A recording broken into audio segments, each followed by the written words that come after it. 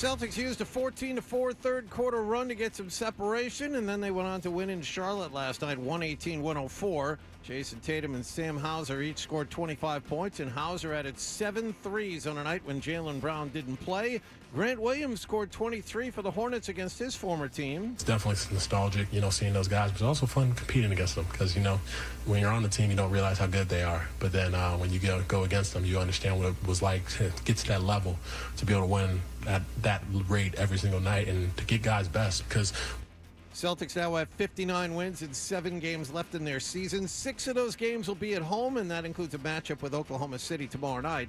As for the Bruins, they visit Nashville tonight. David Pastrnak given a maintenance day. He didn't practice yesterday. Judd Surratt and Bob Beers will have the pregame at 7:30 and the face-off at 8 here on the New England Honda Dealers, 98.5 The Sports Hub Bruins Radio Network. Patrick Maroon practiced yesterday and added he's hoping to be back before the end of the regular season. The Red Sox begin a 3-game series in Oakland with a 9-0 win over a very bad Athletics team. The A's committed 5 errors in this game. Sox had an 8-0 lead after 3. Jarren Duran, 3 hits, 2 runs scored, and 3 stolen bases. Tanner Houck coasted through 6 shutout innings for the win. Brian Bayo pitches in Oakland tonight. In other baseball news, 30-year-old Houston rookie Ronel Blanco threw a no-hitter last night. The Astros beat Toronto 10-0. And in a rematch of last year's national championship game, Iowa beat LSU 94-87 and reached the women's Final Four last night. Division I all-time leading scorer Caitlyn Clark had 41.7 rebounds and 12 assists for the winners. Sports Hub headlines are brought to you by Eastern Massachusetts, leader in drain cleaning, drain cleaning and pipelining. Drains by James. Slow drain, clogged drain. You need to contact Drains by James today at drainsbyjames.com. I'm John Wallach of Boston's Home for Sports, 98.5 The Sports Hub. Your next update at 6:30. This is Kristaps Porzingis. Left-hand dribble, lobs it. Porzingis catches with one hand and throws it down. You're listening to the home of Boston Celtics basketball. 98.5 The Sports Hub. We're back with Toucher and Hardy on 98.5 The Sports Hub. Afraid I love. Hello.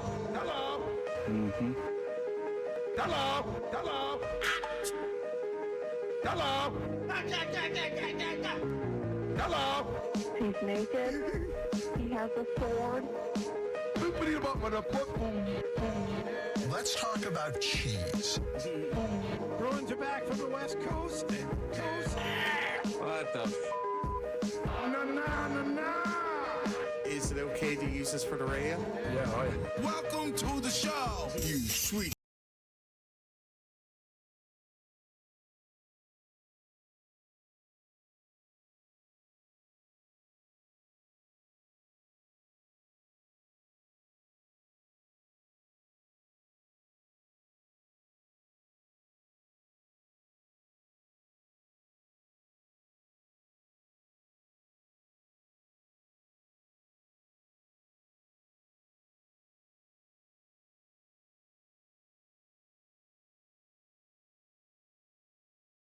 Chimanchi. Hey, we are Toucher and Hardy, Town Fair Tire Studios. You can watch us now and every morning on YouTube. Search 98.5 The Sports Hub on YouTube and subscribe to keep up to date with all the best moments from Boston's Home for Sports. And that was not available yesterday at this time. And now it's available. Hogwash. No, it's true, Robert. No, it's working now. Thank goodness. It wasn't working before? Pretty cool. Yeah. What do you think of this trash can that's on fire, Robert? Hogwash. No, it's the trash can on fire. We're all singing around it. Pretty cool. Yeah. Robert Kraft, what do you think of this car? It's Grease Lightning. Pretty cool. Thank you. Robert Kraft, what do you think about this? It's I'm going to whip this guy with a chain. Hogwash. No, all right. Well, I'm going to cut him with my knife. Pretty cool. All right. Hey, Robert, I look in the mirror to comb my hair, but I realize I don't have to. Pretty cool. Thank you. Hey, I think Potsy might be cooler than me. Hogwash. All right, thank you. I appreciate it.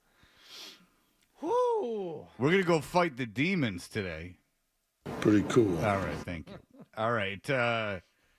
What's that? The name of the evil gang in Happy Days? The Demons? I know that because in elementary school I decided to form the Demons myself. Oh, Hey. On Canterbury Commons on Foxgrove Road. I had the Demons.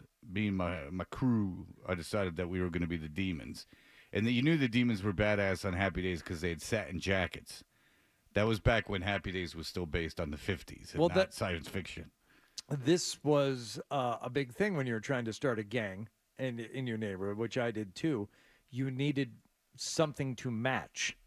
So did you guys have matching anything? We never got to that. Oh, no. We maybe at that point had moved on to our front porch band, where I had one friend with an instrument. Please. Name of the band, please. We had a song called Why Did Sarge Rock Blow Up? I was in a band in 5th grade called the Electric Potatoes. Okay. And all our songs were about potatoes, which is just delicious. Right. It's a lot of fun. There was a lot of irony in that band. But you know what? The thing was, those guys could play. That was, the joke was kind of on everybody. And then they said irony is a dead scene, and we had to move on. Right. But we had, I don't know if it was ironic so much as it was supposed to be funny, but we had Spuds instead of Girls, Girls, Girls. Oh. We had the Billy Munson song, which was a kid in our neighborhood, which was just the theme to the beginning of Stairway to Heaven with my imitation of Billy Munson's mom. The Electric Potatoes tape I still have somewhere in probably Tennessee. The Electric Potatoes tape exists. I had a band in middle school. We were called Final Chapter, and we had several original compositions. Psychic Wars, Bad. Before Michael Jackson had a song called Bad, we had a song called Bad, and one of the guys who's in the band, he was my best friend growing up. His name was Mark Harper. He went on to, be a professional musician. And for one of my birthdays, I don't know, maybe 10 years ago, he went and re-recorded like 2 or 3 of the songs that we did and made actual productions out of them. And I would like to say, you know what? Under the, in a real studio with real musicians, these songs aren't bad. They were still pretty bad. Oh. But it was a lovely, heartfelt gesture that he made. Yeah, I was in a group called Sharon's Trip. Oh. My freshman year in high school, which, or maybe even later, my junior year of high school. Sharon apparently, I don't know if this is true or not, is the boat keeper of the River Styx. Oh. And we had such devilish songs as "You Got Me Stuck." You got me stuck. Boom, boom, boom, boom, boom, boom. So stuck. It was a lot of fun. We were great. Really good. I'm the Japanese sender from across the sea. Yeah.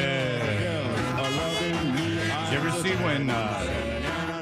when Kraft flexes and he turns his At the end. each way and doesn't have any buy hour Toucher and Hardy's brought to you by FanDuel Sportsbook. Make every moment more with FanDuel. Uh-oh. Oh, what's this? Dan. Hello, Dan. Hey, Freddie. I just want to say whoever came up with the idea to switch to YouTube was brilliant. I'm actually watching you on YouTube and listening to you on the radio. So let's get some more viewers. I don't know if you've already noticed an increase, but it's cool. Easy to use. You pop it right on. You got graphics. It looks like I'm watching TV. Oh, boy. Hey. It's incredible. I like it. Now, are you going to be on kind of like a delay? I don't know if you're allowed to swear. It's kind of funny when you hear callers swear if you're listening to the podcast, but are you on a delay with the... I don't think we're on delay on YouTube, no. I don't think that we could be. Yeah, so you'll be able to hear I recommend everybody. I'm 40, so I was raised without cell phones, but I still, now I'm starting to go from TV to YouTube because it's easier to watch, and everybody's got a smart TV. Turn on Freddie. You can see his beautiful face. I love you guys. Thank you, Danny. We appreciate it. Everyone's very excited about the move to YouTube. And it's filling our pockets like you wouldn't believe. Now, you went to Olivia. Now, Hardy went to Olivia Rodrigo last night. Now, he didn't go to Detroit or get on a plane or take his daughter to, do nice things. Right. He waited until she came to town. Right. And then he took his son. Yeah, my daughter wanted to go, but in a rare moment of scholastic responsibility, she said that she had too much stuff going on at school to go out on a Monday night. It's very mature. And it was, yeah, I don't know. Look at that. I feel like there's something up. And then my son made it a point to remind me how good his grades are right now. I'm like, you're already going. You don't have to convince me. Like, you know, you have very good grades at the moment. So, yes, we'll go. And we went. And this was, whenever I'm going to the Garden, Fred, this is my big decision. Do I drive or do I take the commuter rail? Now, if I'm going by myself, virtually every time I am commuter rail, orange line to the Garden, that's what I prefer. And, you know, I'm not going there literally by myself. If I'm meeting people at the Garden, but I'm the only one coming from that direction, I'll do it. Last night, I'm like, oh, and I'm looking at the train schedule, and I'm thinking, you know, we want to get out of there, and we want to make it home as soon as possible. Fine. We'll drive. And it's almost always the wrong decision. I mean, to get the parking, number one, big pain in the ass. Number two, driving home from the show last night, make it out of the tunnel, going 93 south, and I see popping up on Waze, 14-minute delay. I'm like, what? Is there an accident? No, they just blocked off one lane, and it was one of those lovely block off the lane for about a quarter mile and then reopen the lane. There was nothing. There was like nothing going on. And then they blocked another lane. They had us down to 2 lanes on 93 south at 10-something last night, and it backed up 4 miles. I'm thinking, why don't we just take the train? Why don't we do it? Did it spoil my entire evening? Yes. But the show itself, Fred, you kind of set me up for it. It was a proper music concert. It was not, you know, them playing to a track. It's not Olivia Rodrigo and her band, you know, lip syncing or pretending to play. They actually play. And I mean, the set list, you can tell this thing was studied and scrutinized, and they put it together properly, and there are ebbs and flows in the show. And it was a hell of a show. And it was packed. And now you left early. You didn't let your son see the encore. No, he was kind of pissed. But I'm like, dude, you don't understand. It's the coolest thing ever to leave before the show is done. Pretty cool. Yes, exactly.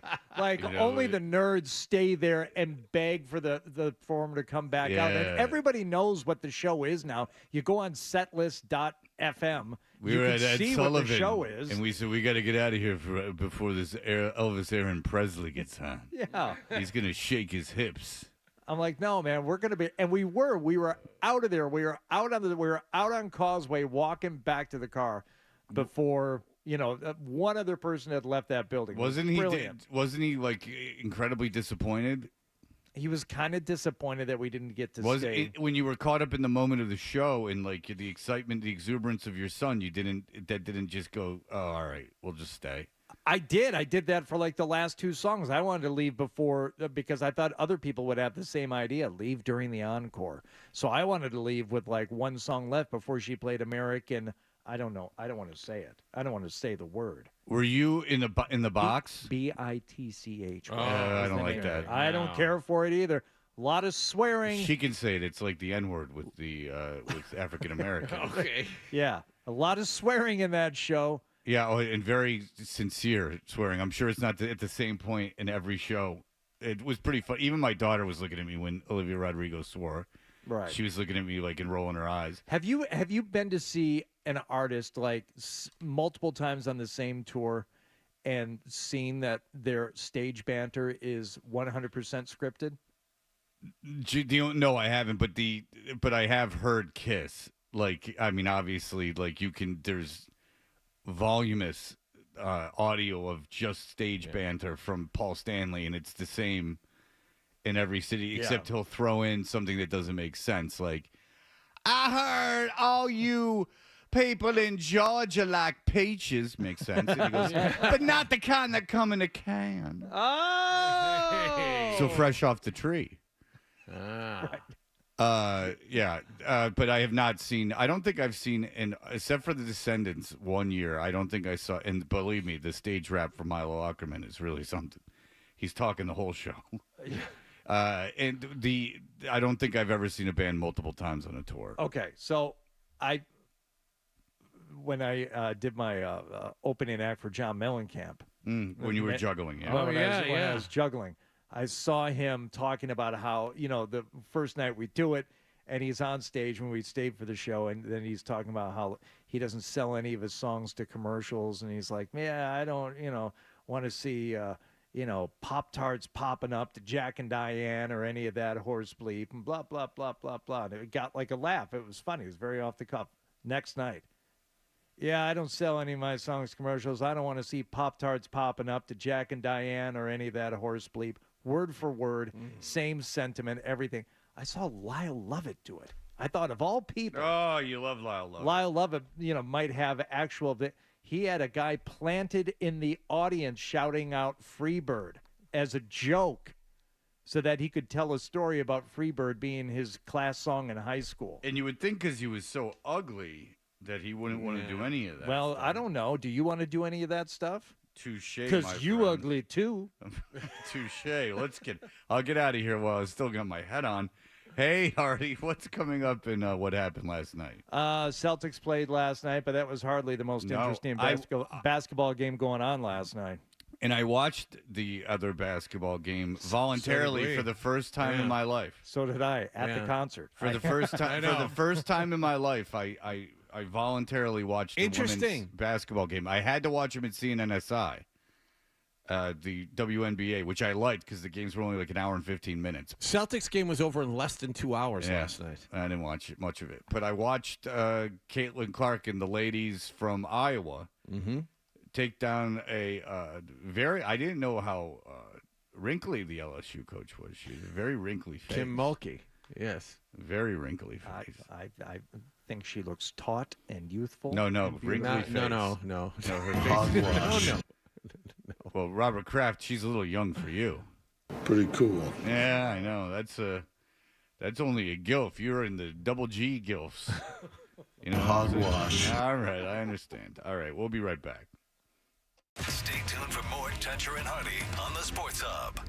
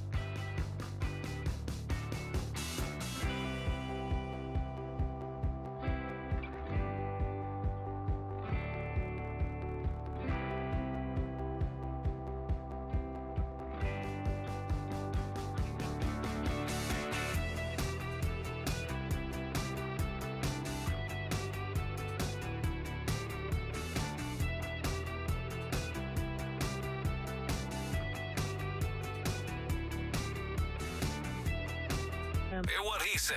Now more of on the Sports Hub. Did you catch a game last night?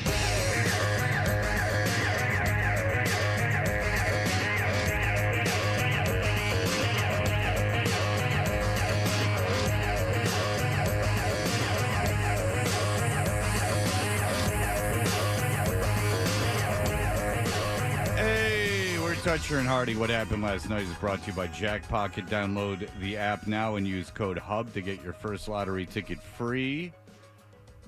Hardy, what happened last evening? Now, what happened last evening, I was at a concert but was glued to my phone as the Iowa Hawkeyes, the number 1 seed in the women's NCAA tournament, were taking on the defending champions, 3-seeded LSU.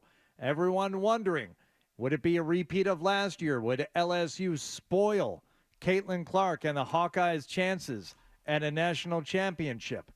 Caitlyn Clark said no. 12 on the shot clock. Hands off to Clark. As we approach 5 minutes. Step back, right wing 3. You've got to be kidding me. Caitlyn Clark grabs her chest, looks to the crowd, matches a career high. I know who this guy is. Tom Burns. She's got 37. He does Mad Dog Radio on the weekends. He's a dork. He's like a total dork. The guy who's doing the game. Oh, yeah. No. Really? And he's very feisty. He's like a feisty little dork. Okay. Yeah, good for him. Good for him getting the big lady game. Good for him. So the game was tied at the half. You watched it, Fred? I did. I watched the second through the end of the game. After the Celtics game was over, I watched it. Yeah, he had to watch the Celtics game. You understand? Well, thankfully it was over quickly, from what I understand. I could not watch the Celtics. Oh, it was close until late third quarter. No, I mean actual duration. Yes, it was over in less than 2 hours. The Celtic game. I've never seen it before. An NBA game end of a road trip, Celtics. Oh no, this is getaway day. Charlotte's. Well, we talked about this. Yeah, Charlotte is a bad team anyway, but the game started at 10 after 7 and was over by 9:05. All right, well, I'll get to the Celtics here in a few minutes, but give Caitlyn Clark some credit for a game that was tied at the half. And by the way, this shows you how much women's basketball I watch. The clock was ticking down at the end of the second. Did you do the same thing? Well, no. Well, here's what happened to me is I saw the end of the first and online. I forgot the game was on, and it was online, and I went, "Oh, the first half is over." No. And then I thought and then I wasn't paying attention, and I thought the end of the third quarter was the end of the game. Right. And it was not, because I was like, why is Caitlyn Clark still going to the basket? I'm like, they've won. And then I'm like, oh. Right. I'm like, no one seems very emotional. And I'm like, oh, it's the end of the third quarter. Yeah. Yeah, I was confused by all that, too. I like that Jason Sudeikis was there because, he's just an Iowa farm kid. Mm-hmm. Oh, yeah. Yeah. Who loves women's basketball. Well, I knew after I thought about it for a second, like, oh, yeah, that's right. They played 4 quarters in women's hoops. But watching at the end of the second quarter, I'm like, God, they're really not all that fired up for having to be a tie game with 12 seconds left. You'd think people would really be losing their minds right now, and there'd be some more intensity on the court, but no. So after half, Caitlyn Clark came out, 12 points in the third quarter, on 4 3-pointers.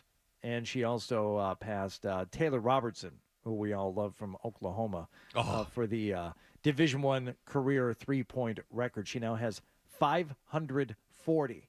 Also tied the NCAA tournament single game mark with 9 3-pointers. Missed a couple down the stretch, but those ones that she hit in the third quarter were the moneymakers. Yeah, she takes. I wonder how long it took the Iowa coach to accept the fact that she was going to take those shots, like to realize how special she was. Yeah, because it's got to be against, especially in like the women's game, which is, I would imagine, much more fundamentally sound, not as playgroundy. Yeah. Yeah. I wonder like how long it took the Iowa coach to go, wow, like, okay, I'm going to let her shoot from way beyond the 3-point line. Like, I'm just going to let her do it. I'm going to let her, like, go between her legs and do a step-back 3 from, 10 feet behind the 3-point line. That's got to be a tough pill to swallow as a coach. Coaches hate that stuff. Oh, God. Well, any coach, yeah, sure, take the 40-footer. And I wonder if she would have gone to LSU if they would have let her. If they would have let her do that. How many career threes did you say? 4. 540. Okay. I'm looking at Baker's dozen. I'm looking at the men's record. She'd be second all time for the men. So yeah, but it's not the men. It's the women. It's totally different. Yeah. It's not as good. Yeah. The it men doesn't count. The men aren't as good. I agree.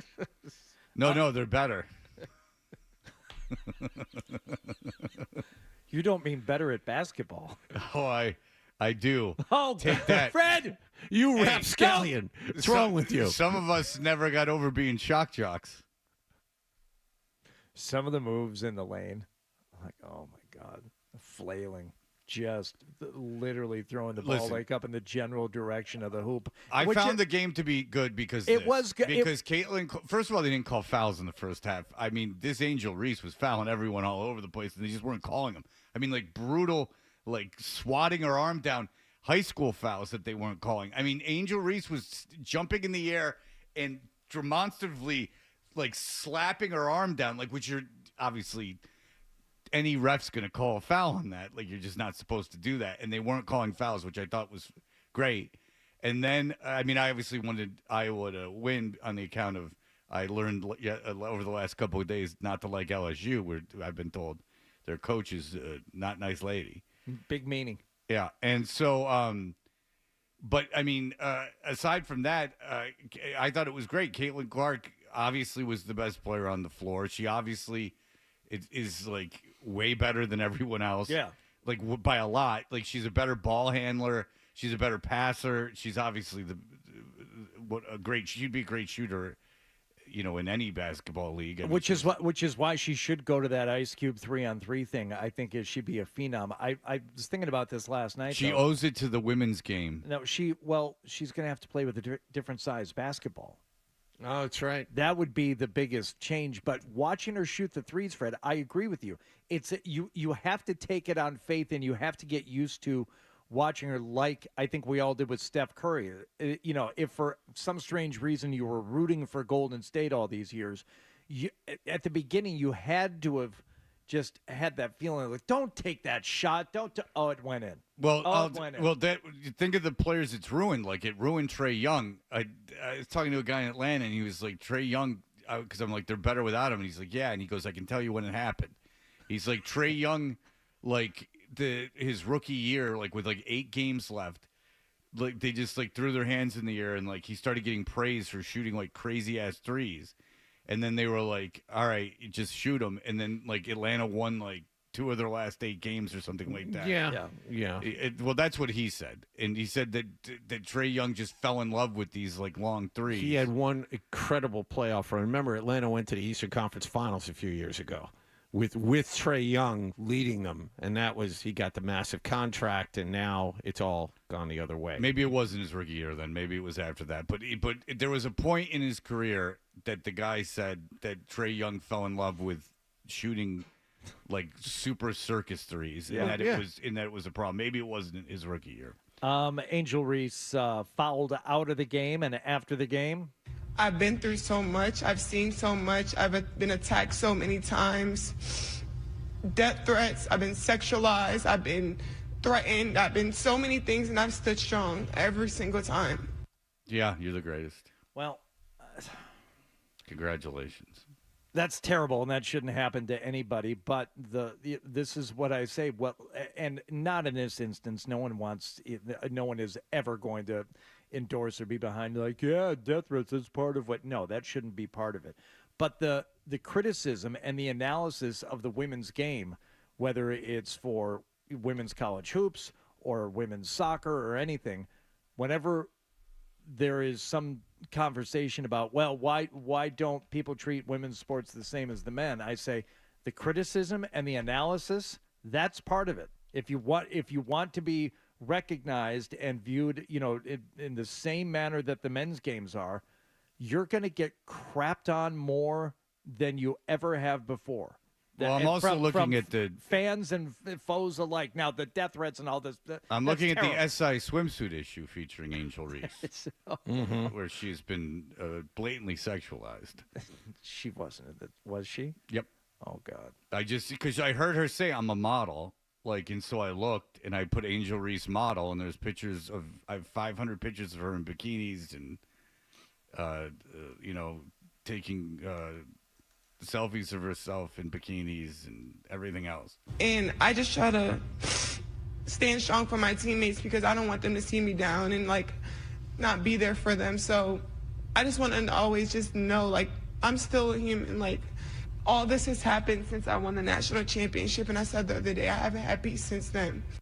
Haven't been happy since you won the national championship? Good grief. Sometimes. And it sucks, but I still wouldn't change. I wouldn't change anything, and I would still sit here and say, I'm unapologetically me. I'm going to always leave that mark and be who I am. Okay. Well, then go to the WNBA and no one will bother you again. I'm dead serious. Then leave college. This is the biggest game you'll have ever played in. It's bigger than the national championship game. It's the biggest game you'll ever play in because they kept teasing all game that she might leave for the WNBA.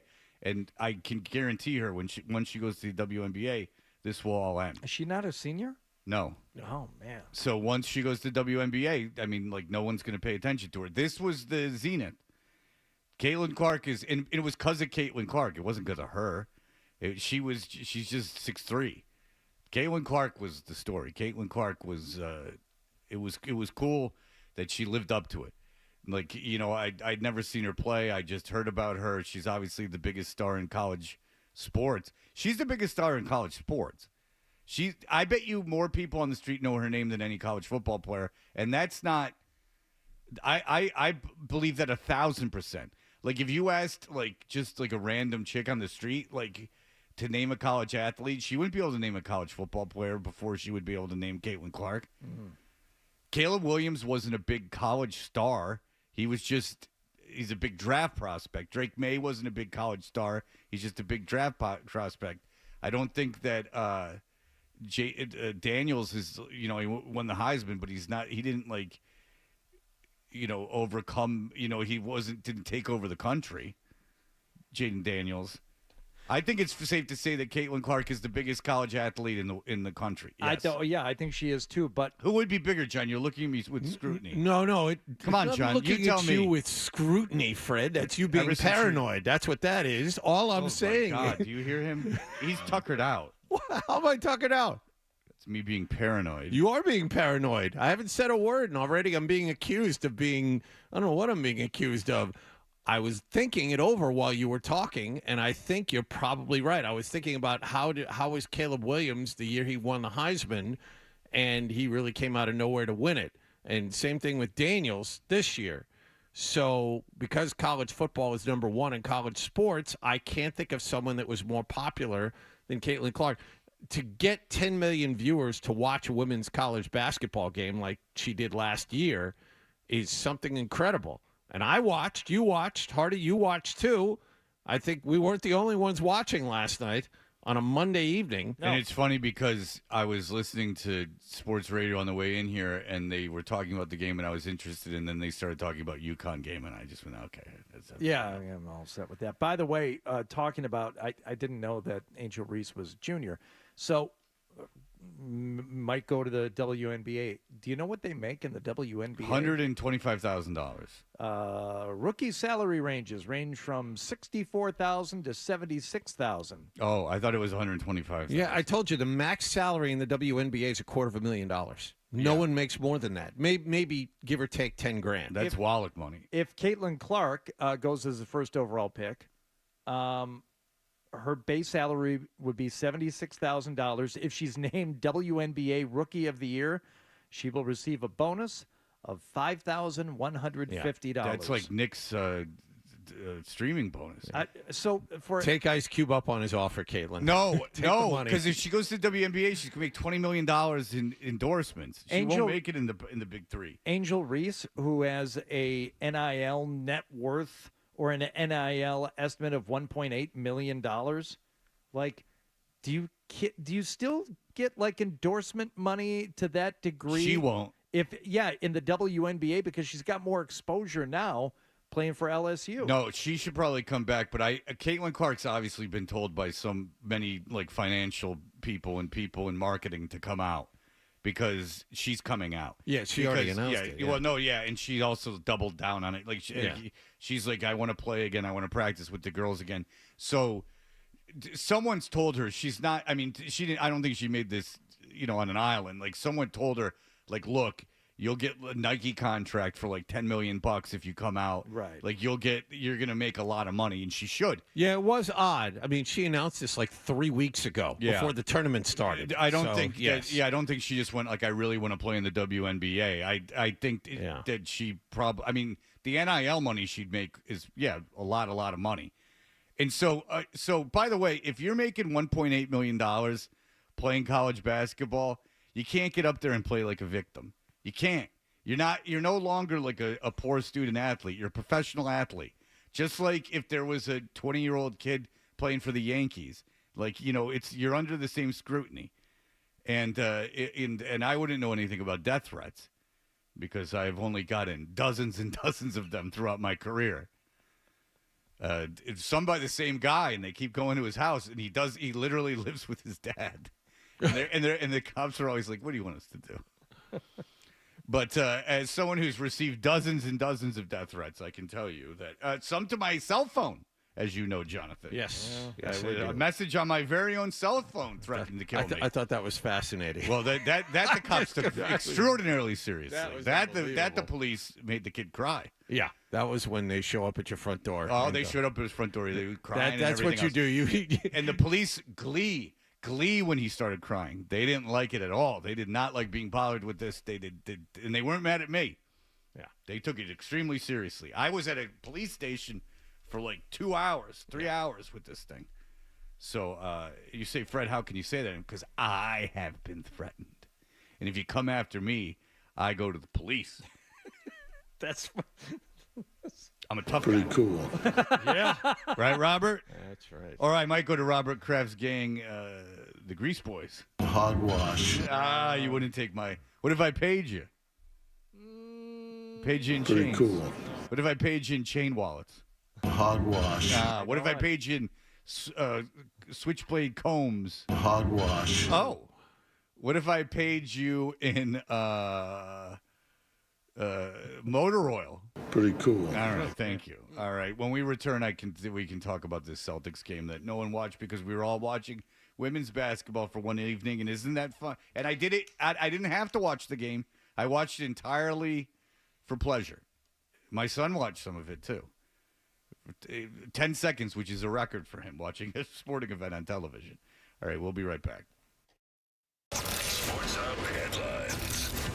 Celtics won in Charlotte last night, 118-104. Jason Tatum and Sam Hauser, 25 points apiece. Celtics go 4-2 on the road trip. They got a big home game coming up tomorrow night against Oklahoma City. Bruins will be in Nashville to play the Predators this evening. Judd Surratt and Bob Beers have the Duncan pregame at 7:30 and the face-off at 8 here on 98.5 The Sports Hub.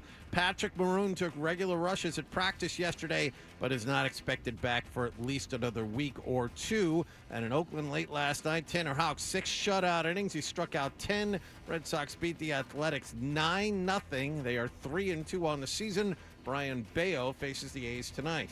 Sports Hub headlines are brought to you by Awaken 180. Don't live next to an Awaken 180 location. Their at-home program has you covered. Receive the same great program and results, and then receive free support for life. Awaken180weightloss.com. I'm John Wallach at Boston's Home for Sports, 98.5 The Sports Hub. Your next update at 7 o'clock. More Toucher and Hardy on the way on the Sports Hub.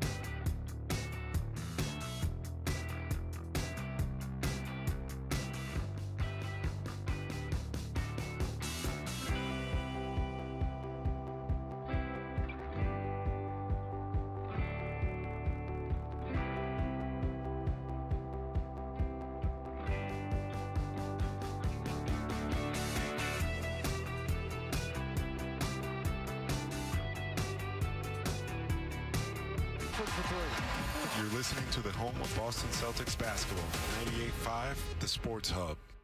In the office, in your car, in your footy pajamas, this is how Boston sports fans start their day. I bet you're just jealous. Toucher and Hardy on 98.5 The Sports Hub. Hey, caller number 10 when we get to it. We will have tickets. Ryan took away the tees. We have tickets to see the Black Keys International Players Tour, which would have been a funny name 20 years ago. That's November 1st at the CD Garden. We will have those tickets to give away at 6:55. Don't you think International Players Tour, that's like more of a putting your butt on the pudding thing from the state? Yeah. I mean, it seems like a Blink-182 level of a joke. Like, and that was after like Handsome Boy modeling school and all that stuff. Yeah. But good for the Black Keys. Yeah. Just keeping it together. Two fellas. One guy obviously subservient, the drummer to the singer. He's kind of the straw that stirs the drink. Do you remember that people lost their minds over that band and the first big breakthrough album that they had? It's Blue-Eyed Soul, baby. Look at you on the YouTube channel reading the comments. You got to get off of that thing. I know. This is all brand new to me. And it's brand new to you, too. You haven't looked at the YouTube comments until yesterday. I never looked at the YouTube comments. Well, I didn't. It's the one thing I keep myself from. Oh, there's a couple other things. All right. I don't like to. I don't need that feedback. I don't need feedback. Why are you looking at what I look at? You're in my line of sight. You look at what you look. I don't look at what you look at. You're in my line of sight, and when I look at something at this computer, I'm aware that it can be seen by other people. Because Nick used to look over my shoulder and tell everyone what I was looking at, and then I also when we were in the old building or 2 buildings ago, I used to have a camera over my shoulder. And so people could see what I was looking at. So when I was looking at voluptuous ladies, you understand? Yes. People would know exactly what I was looking at. They knew what Fred was into, and that was Hourglass. Well, I tell you what you weren't looking at last night were the Celtics, segue, as they took on the Hornets in Charlotte. Hornets playing without 2 7-footers last night. Nick Richards and Mark Williams both out due to injuries. So, can you imagine you bought tickets to that game, and there's no Mark Richards? And you're like, Nick Richards. Yeah, there's no Nick Richards. Nick Richards. And you're like, what am I going to do? You're like, why did I even come? I tell you why you showed up was to see your Boston Celtics, according to Grandy and Max. Uh-oh, Miller. Tatum lines up. Brandon Miller starts his drive, blows right by him in for the 2-hand slam as Miller was just standing still. Miller time. School is in session. Old school commercial. It's Miller time. 20 points, 6 rebounds for Tatum, having another big game here in Charlotte. Celtics by a dozen. So you heard the crowd there when Tatum had that dunk, and then you hear it again when Sam Hauser put in 3 of his 25 last night. Pritchard down the left side. Jump pass into the corner. Brissett swings it to the open. Hauser, 3, swish. Oh, this is a Celtic home game? Feels like it. Yes, very, very pro-Celtics crowd there in Charlotte. Good for all of you banking people getting to spend a couple of flyover years in Charlotte in your mid-20s while you wait to move somewhere real. How many of you... Much like the medical and tech people who spend a few years in the triangle there of Raleigh, Durham, and Chapel Hill and attend all of the Hurricanes games. Yes, this is definitely Bank of America folk. These are people that are in banking that have been sent to the sewers of Charlotte, and they will buy their time in purgatory before they can find a real city to put roots in. That's so fun. I got a buddy down there right now. He moved there about 1.5 years ago, him and his wife. The beautiful spread, nice house, yeah, a lot of lawn. Yeah, you're in there in NASCAR or banking. That's why Charlotte exists. And they tried so hard to become like, remember where it was like, oh, it's this fastest growing city and everyone's moving to Charlotte. That stopped quick. I could have told you. There's no reason to live in Charlotte. There's nothing good about it. It's not warm enough. It's not like on the water. There's like nothing good. It's just crap North Carolina. North Carolina's crap. South Carolina's, you got Charleston.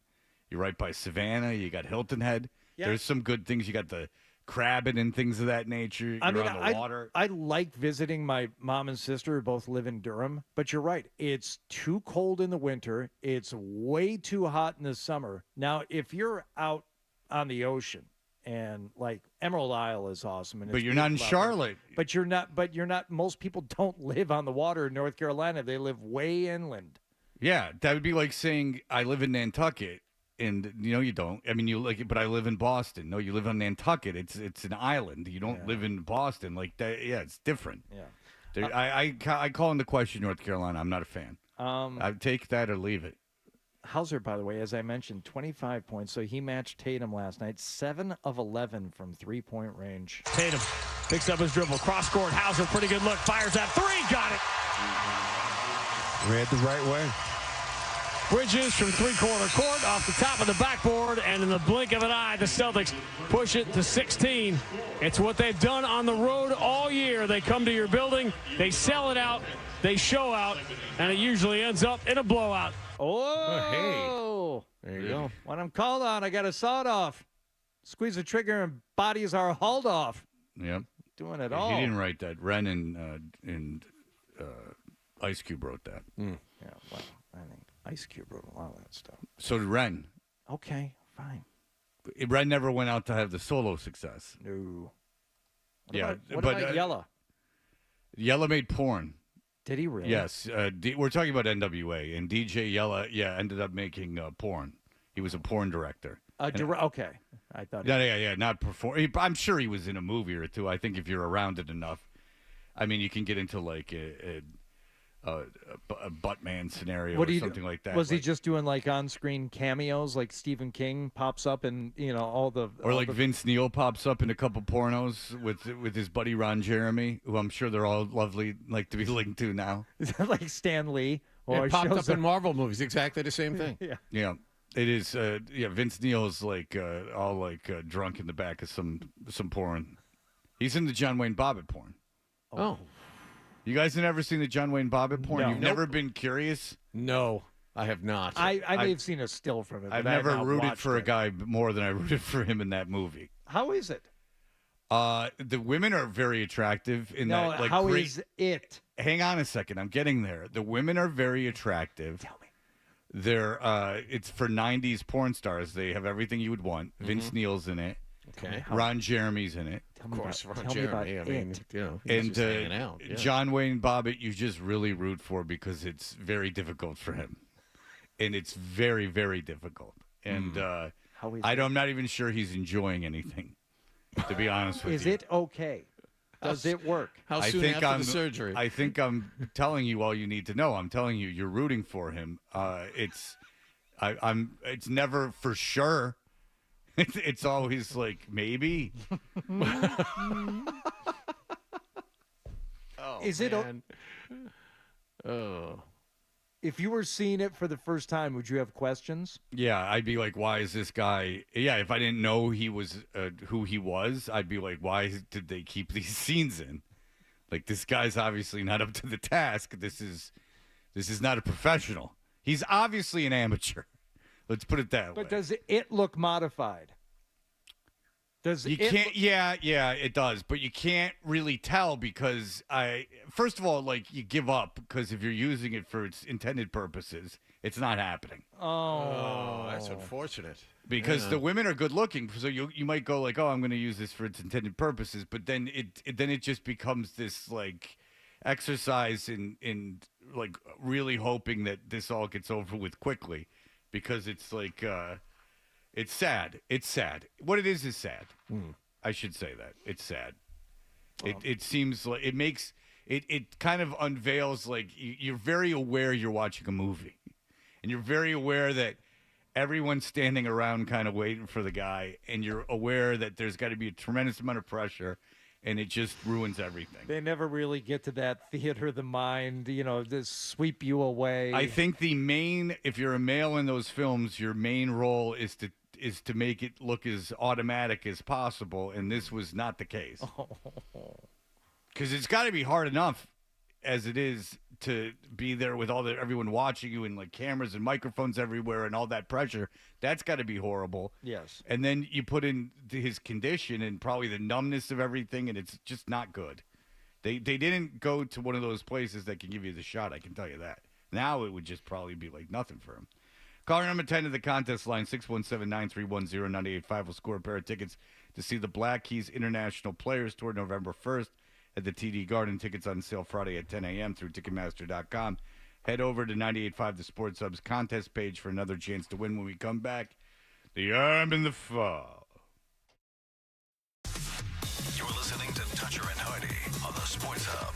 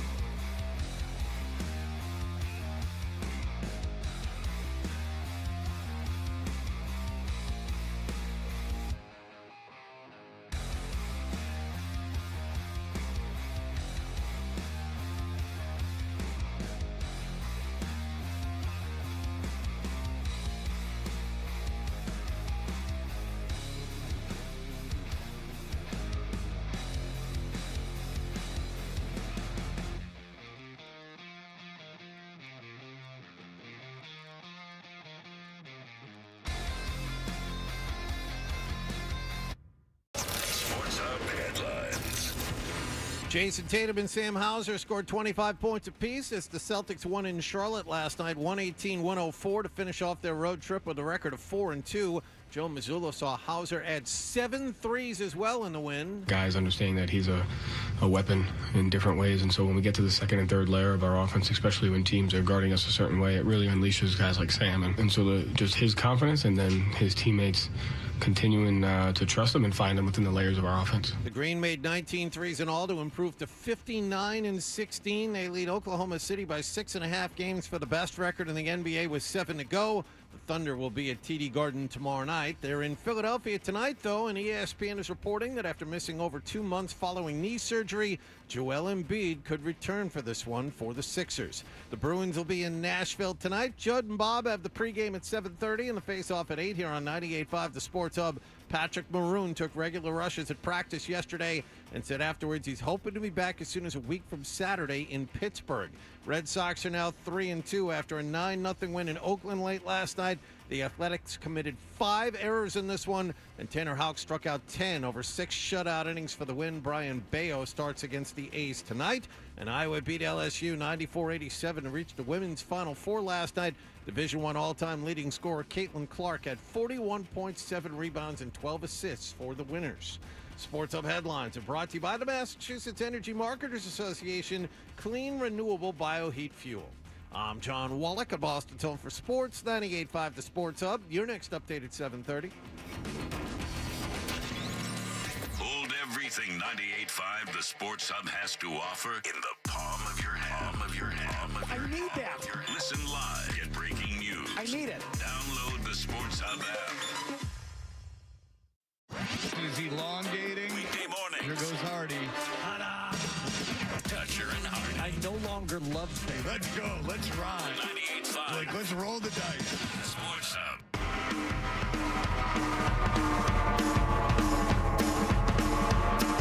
Hey, we are Toucher and Hardy, and you can watch us now on YouTube. We're no longer on Twitch.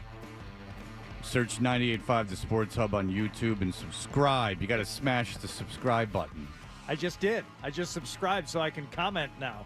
to keep up to date with all the to keep up to date with all the best moments in Boston's Home for Sports. You could be like Anthony on that thing that they had back then. I worked with a guy who used to engage in the Neanderthal? in the text line a lot. No. Oh, the text line had to go. The text line had to go. The text line was so bad. You want to talk about death threats? The text line was just like it was insane, and people didn't realize their phone numbers were on it.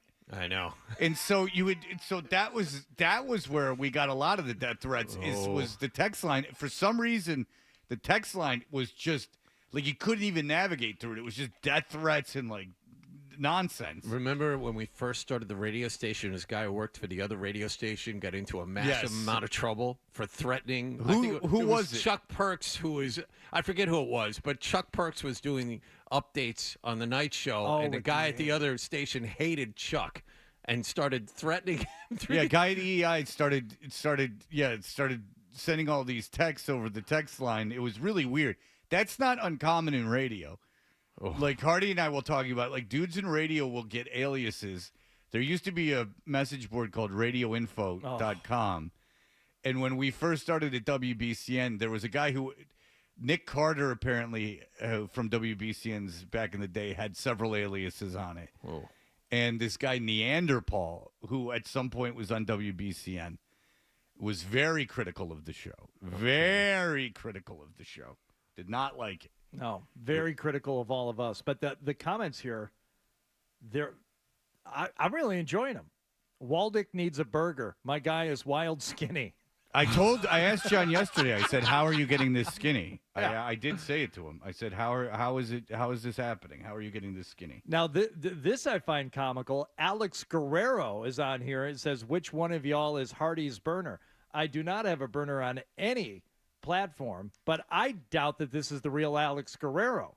I think it is. We've had Tom Brady call in. All right, good point. So yesterday, breaking news here on the station: Hardy, who cultivates relationships like nobody's business, he's gone out to lunch with Joe Mazzulla. He is friends with Gary Tanguay. Has he asked you to teach at Emerson? The answer to that is to be yes. Well, the answer is yes, but we're good enough friends to where he's not pushing it. You know, he doesn't want to damage the friendship by, asking too much of me. He asked me, I said I could do it, but then I couldn't do it the day I said, but then I realized he had literally asked everyone, so I went, no. I went in. Yeah. Yeah, John went in. Once John has gone in, that our friendship isn't nearly as good. He's like, come on in. I don't care. I don't care about our relationship. Yeah, he asked me too. Once I realized he literally asked everyone. Yeah. I'm going to get this teaching gig, and I'm just going to ask. I'm going to burden everyone I know. That's right. Corporate Jim Louth went in there before I did. Yeah. So. Hey, would you mind coming into the city rush hour time and coming in and teaching my class for me? I need you. Hey, Emerson, I need some money. Hey, you know what I'll do is I got a Rolodex. I might be a moron, but I have a Rolodex. It's so funny you say that. The class starts at 4 o'clock. We need you downtown at 4. And I know you live out in the suburbs, and the class lasts about an hour and a half. We need you to drive west at 5:30. Yeah, and no parking. There's no parking. That's right. There's no parking. Pay $30 for parking. The $30 isn't the issue. The issue is that just Emerson, there's no parking within 15 miles. Just so you know. You'll have to park in Cambridge and walk over. That's right. Like Emerson couldn't be in a less convenient place. Yeah, I get paid parking, but not so much for you. There'll be no honorarium. You're just going to show up and do my job. They will not validate. Let's just put it that way, Emerson. Hey, it's Professor Tanguay. Here's just a bunch of phone numbers. The end. Well, we learned that The Arm in the Fall is indeed a book that he wrote. He did do an audiobook. It's available at audible.com. Just enough of his All-American good looks remain to know the league's best quarterback was too dead to play in Sunday's championship game. Yeah, and so just so you know, there is a book coming out, and what is it called? And you're not kidding. It's called what? Rocky Rides Again, which is a working title according to Gary Tanguay. So the continuing adventures of Rocky Suarez, which we learned about in the movie. Rocky Suarez, big old jugs. But she was a cop. Big a old cop's jugs. Cop. Big old jugs.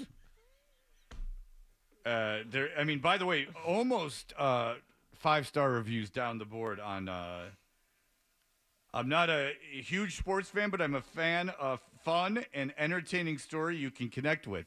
So this person is not a fan of sports, but a fan of fun. Did you at some point when The Arm in the Fall came out prompt listeners of this show to go on and give reviews to that book? Yes, we thought it would be helpful to him. Oh, yeah. To give positive reviews, and they were all positive. There's some really good reviews Says out foot there. fetish lovers beware.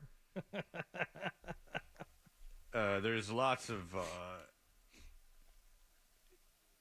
this is I got this book as a gift, and it's definitely the best present I've ever got. I honestly think this book has some magic powers or something. I started reading it when I was sick, and by the time I finished the book, I was no longer sick, but my whole body felt better than it had in 20 plus years. Birds were singing, animals started eating out of my hands, and it's been nothing but sunshine and rainbows ever since. Gary is a modern-day Mark Twain, and this book should be immortalized in the Library of Congress as one of the best books of the 21st century.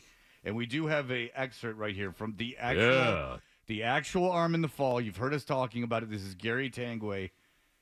This is if you bought the audiobook, which you can on audible.com. If you bought the audiobook, this is what it would sound like. The body fell, going at least 100. Tar tore flesh, bones snapped through skin, skull and brain swam together in a swollen pool of blood.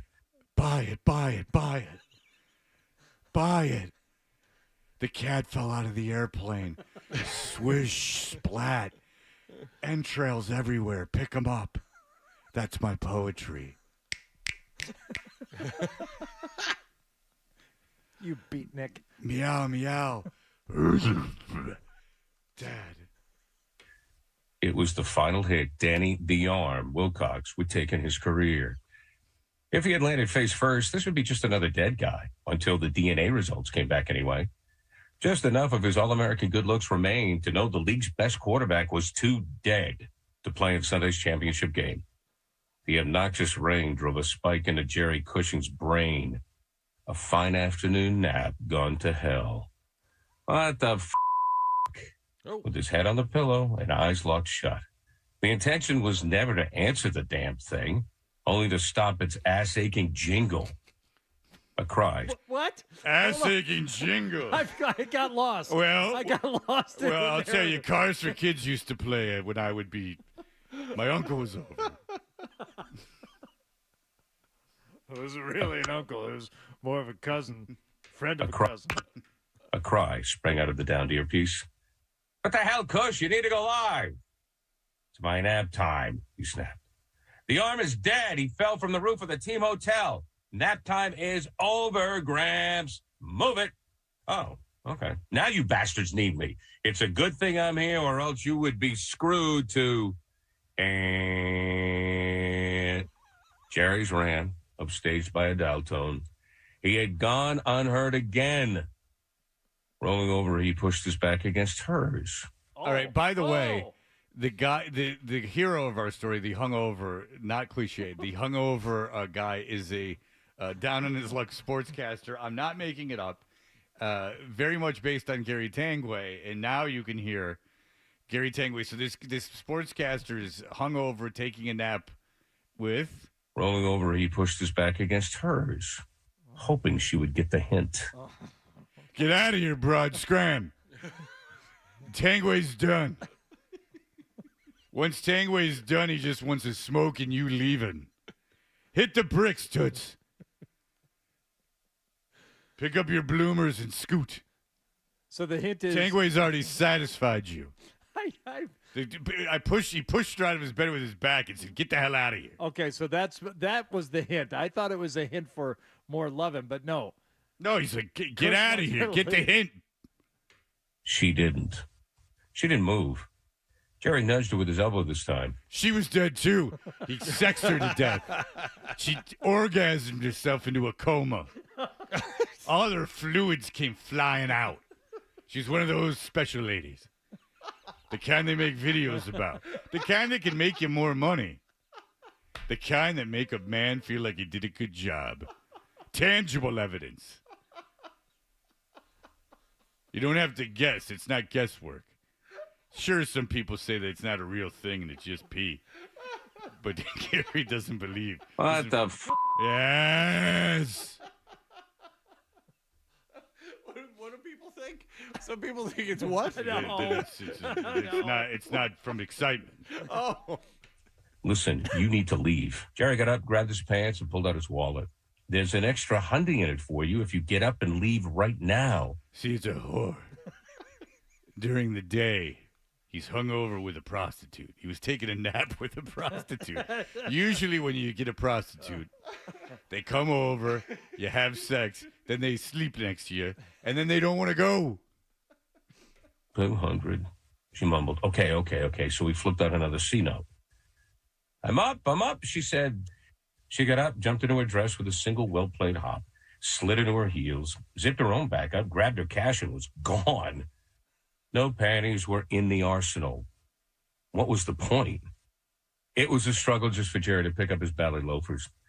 His back was in such bad shape, bending over was no longer an option. Now he had to squat like he was taking a dump just to reach his shoes. Oh, Jesus. Yep. He just squat like he was going number 2. He was making. He had to squat like a Kalahari Bushman, taking a dump out in the savannah. Yeah. Lions. This prostitute won't leave. Please leave. I've been satisfied too much, Gary. I don't want to be a prostitute anymore. I want to be your girlfriend. No. Hey, fatso. The arm. Well, scale breakers. They try harder and they're less expensive. Kush couldn't believe it. He hadn't even put together the syllabus for his upcoming class that he was supposed to be teaching starting next week. I have to call more people and bother them. Get out of here, prostitute. Here, if you leave, I'll give you Felger's number. He's a big shot. If you leave, I'll give you 6 other prostitutes' numbers. Jerry got up, grabbed his pants, and pulled out his wallet. There's an extra $100 in it for you if you get up and leave right now. He treated his prostitutes like he treated his class. He'd just get other guys to come in and have sex with him. Come in. All right. There you go. So there is a follow-up. So we're going to talk to Gary tomorrow. Yes, because I want to know more about Rocky Rides Again, which is the working title of the follow-up. I hope he's not leaning too much into making it a farce, because the original book is much like the movie The Room. It was intended to be a hard-scrabble, detective mystery, but now he's kind of leaning into the whole Rocky Suarez thing. Yeah, don't let this turn into Sharknado 2. Yes, thank you. Don't like the Blob is the Blob. Don't Right. make it the Blob takes Manhattan or something. Right. All right. We will be back with our friend Jim McBride, who is now covering your Boston Bruins, who returned to the ice tonight. Pat Maroon on the ice at practice yesterday. And what will Maroon mean to this team, and so on and so forth. Many questions to ask our friend Jim McBride in just a moment. You're listening to Toucher and Hardy on the Sports Hub.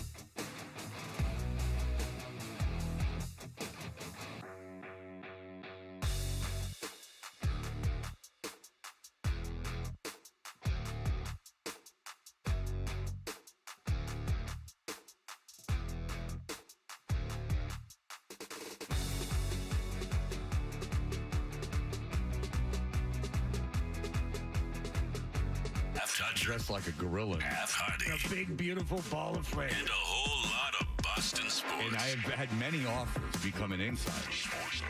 Stand like he's not even holding a mic. He's like he's, you know, when the singer's serious, when they're just standing there like singing into the mic, yeah, without holding it, and he's trying his little heart out, being all earnest, and right in the back, the only musician you can see is the DJ.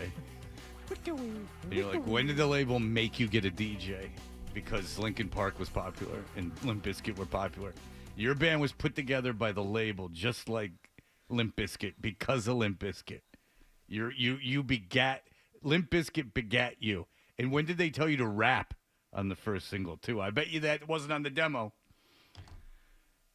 You can tell I don't like them. They got mad at me for being drunk. I don't care for that. Jim McBride. Incubus formed in 1991, Fred. Yeah, and then they got popular when? We don't know. That 2001? part has been lost So in you history. you don't think the 10 years of desperation trying to be discovered made them cut some corners with the label? DJ Light was in the band in 1995. Okay. So they were among the vanguards of the genre. Took 6 years for that scratching thing to take off for them. Okay. Yes. Jim McBride, DJ Light. Jim McBride covers the Bruins for the Boston Globe. He joins us on the Volkswagen Dealers Expert Hotline. Mr. McBride, hello. Oh, life. Hello, guys. How are we this morning? Well, we're enjoying being a DJ that doesn't have to loop anything, that just has to make a scratching noise. Well, it was DJ Life, so my apologies, Jim. I'm sure you're getting ready to correct me. Let me save you the embarrassment of having to do that. I'm still haunted by Gary Tanguay saying take a dump, so that's going to be in my head all day. Yeah! That's why I have haunting prose, McBride. You've heard it, but now you know who the real writer is. Absolutely. Keep penning your little stories about games. Tanguay's teaching life's intrinsic battles. All right. I deal in real grit. All right. So who's back, John? Patrick Maroon. Maroon. Second line left wing at practice. Yeah, but is he? I mean, I think there is a time stamp for his return, and it's not necessarily tonight. Is that right, Jim? That is correct.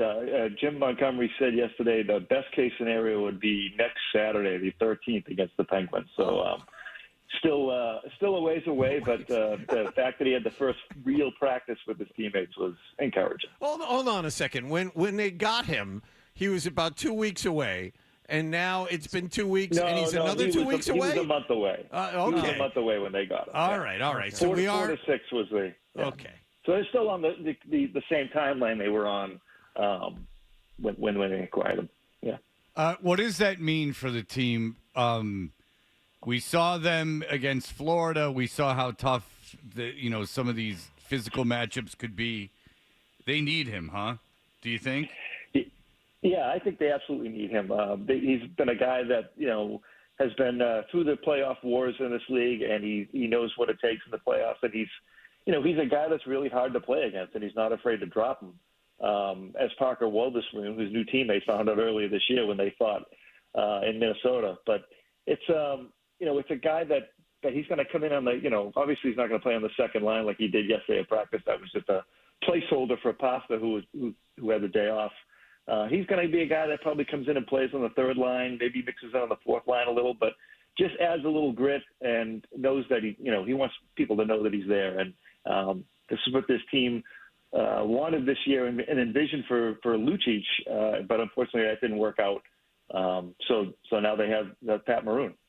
When you get to this point in the season, I think all of us are now looking forward to the playoffs. There are only a handful of games left, and possible playoff opponents are Toronto and Tampa Bay. I would much rather have this team play Toronto because they're Toronto.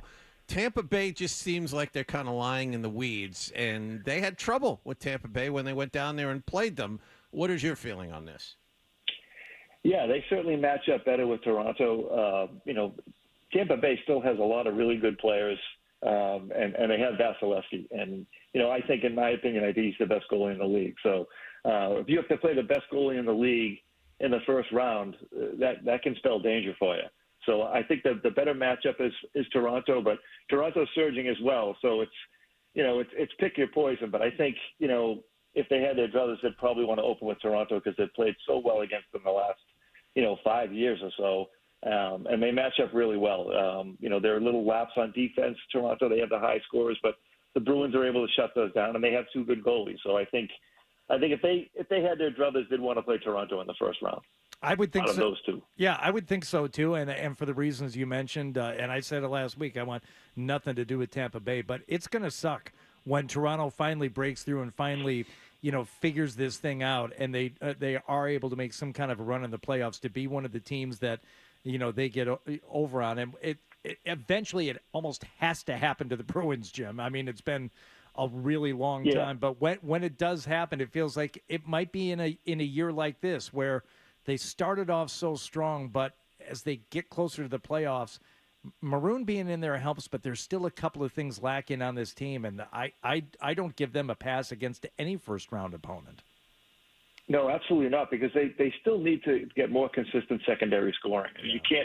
You can't depend on just Pasta in the playoffs, because teams will scheme against him and they'll make life miserable for him. And when you're playing teams, 4, 5, 6, 7 times in a row, it's a lot different than a one and done.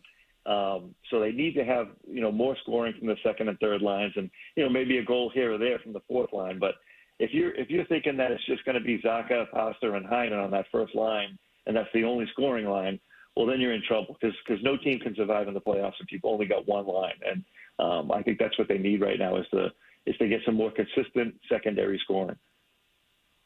All right. Are they tough enough for what they last year? It seemed like they couldn't keep up with the physical beatings. Are they tough enough this year?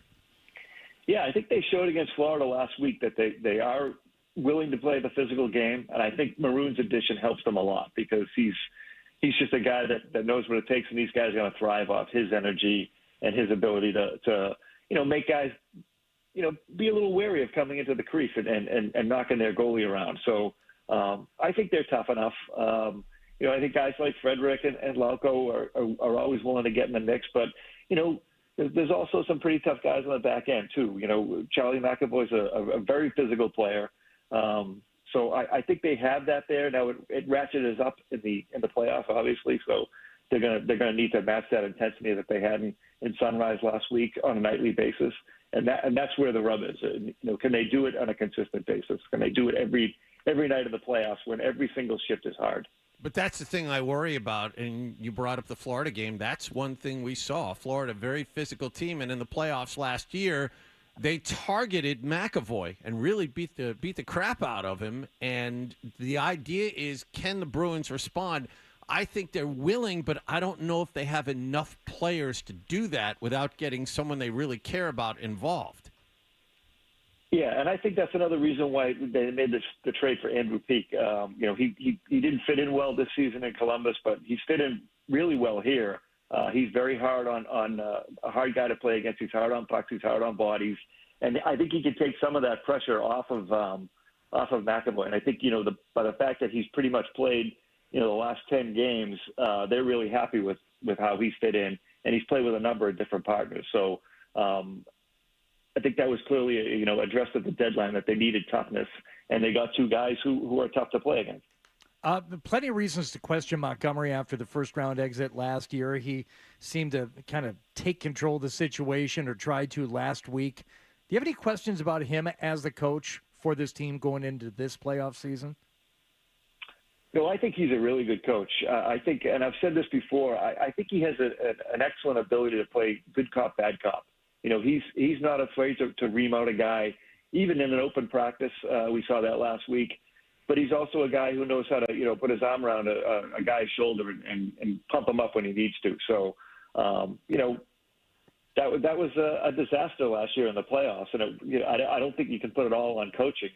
Absolutely. So I think he's the perfect guy for this job. He came in, following a guy who was very successful here in Bruce Cassidy, and was able to kind of gain these players' trust pretty quickly. So I think he's a really good coach. Yeah, it had to suck for him last year, losing the way he did, and then having Cassidy do what he did. I mean, that's got to be the worst case scenario. So for the whole organization. yeah, exactly. It just it wasn't good. So hopefully they can rectify that. All right, Jim McBride, we'll talk to you come playoff time if you will be so kind. We appreciate the time as always. Read him in the Boston Globe. Thanks, guys. All right, we appreciate Thanks, it. Jim. There you go, Jimmy McBride. Everyone makes the playoffs in the NHL. They just throw them all in. Which is kind of fun because, look, in the NBA, do you ever expect an 8 seed to beat a 1 seed? Doesn't happen a lot. I mean, it's you can count Philadelphia, on Boston, Miami. Now it could happen this year. That's a fun one. Yeah, you're going to get Embiid back. I mean, it could be a situation. Yep. What if the Celtics lost in the first round? Oh, and then the Celtics fans could feel what the Bruins fans felt. Catastrophe if the Celtics. And then lost what to if Houston Philadelphia? won the championship with the old coach? And so then you would have Missoula failing in the playoffs, and then Udoka going crazy with Houston. I'm not saying they're in the playoffs, Hardy, and I'm not saying it's happening. Oh, It's I'm not putting those words in your mouth, Fred. Yeah, because I can see your computer screen, so I see you. No, I'm looking to see what the Houston Rockets, the last 10 games or so. They're making a run. So they lost. They finally lost to the Mavericks. But they had won 11 or 12 in a row. I just want you to know I'm looking at your computer. I got an eye on it. Yeah, it's Don't worry so much. I'm not worried at all. I got nothing to hide. Although I can see what's on there. I had a very strange video pop up here. Just on my. Is it safe to say that Twitter has gotten a little weird? Yeah, Twitter's out of control. In terms of the stuff that you get fed, and now there's just like straight up porn. Oh yeah. if you like, there's like hardcore pornography on Twitter now. Right, which came up as a not a recommended for you, but under a hashtag of something else I was looking at because the bots have figured out a way. They just attach whatever is trending to whatever video they have out there. It has nothing to do with the trending topic, but it was like hardcore pornography. I can't imagine Twitter's making a lot of money right now. I gotta assume that. Well, how much do you pay for your blue check mark every month? Oh, I mean, I had to get it from the secondary market, so $300 a month. Okay. But I got to tell you, my kids are all over Twitter. They can't get enough of Twitter. They love it. And my parents are on Twitter, so they're, they can't get enough. Sounds healthy. Yeah. And all my friends that aren't in the media are all over Twitter. I mean, no one's on Twitter. I don't know how Twitter exists because people who talk and write and are on TV for a living use it, and then other than that, it just isn't used. No, I think it's just all of us just sitting around, and then a bunch of people pretending to be someone else, just yelling at the people. It's just a way to yell at the media. That's all that Twitter is. It's just a way to yell at people that are on TV, the radio, or in movies. That's what Twitter is now. And I don't know why everyone's still on it, to be honest. I don't think it is a necessary promotional device anymore. No, it's not for promotion, but it is still for news. But if I was a writer, I wouldn't have, like, I saw Chad Finn say that when he puts something on Twitter, like, it has no value. Like, it doesn't matter. So it just has to be masturbatory at this point. Like, why even put your stuff up there? Like, I wouldn't even use it. There's this rush to, like, get all over Twitter. Yeah. Just get off of it. What if all the writers just said, we're going to get off? What if all the writers said, I'm not putting anything on Twitter? And Adam Schefter said, I'm not going to put anything on Twitter anymore. I'm not going to do it. I'm going to just announce everything on ESPN. Then there would be literally no point. And then it would just be an echo chamber of people yelling at each other. ESPN would probably like that, I would think. No, there's obviously pressure on those guys to be the first on Twitter because they're always, and then they have to like at the guy that actually broke the news because it's the right thing to do. So and so on it first. Yeah, you see that a lot. If I was still on Twitter, I would just say that I broke the story. Oh. And just not credit anyone. And then just, what are you going to do about it? Sources Well, tell it's not me. ethical. Yeah. And I'd be like, well, hey, the ethics don't finish first. Exits don't win races. That's right. I'm like the damn Earnhardt Sr. I'll bump and grind you. Rubbin's racing. Rubbin's racing, baby. All right, we shall return in just a moment. Sports Hub headlines.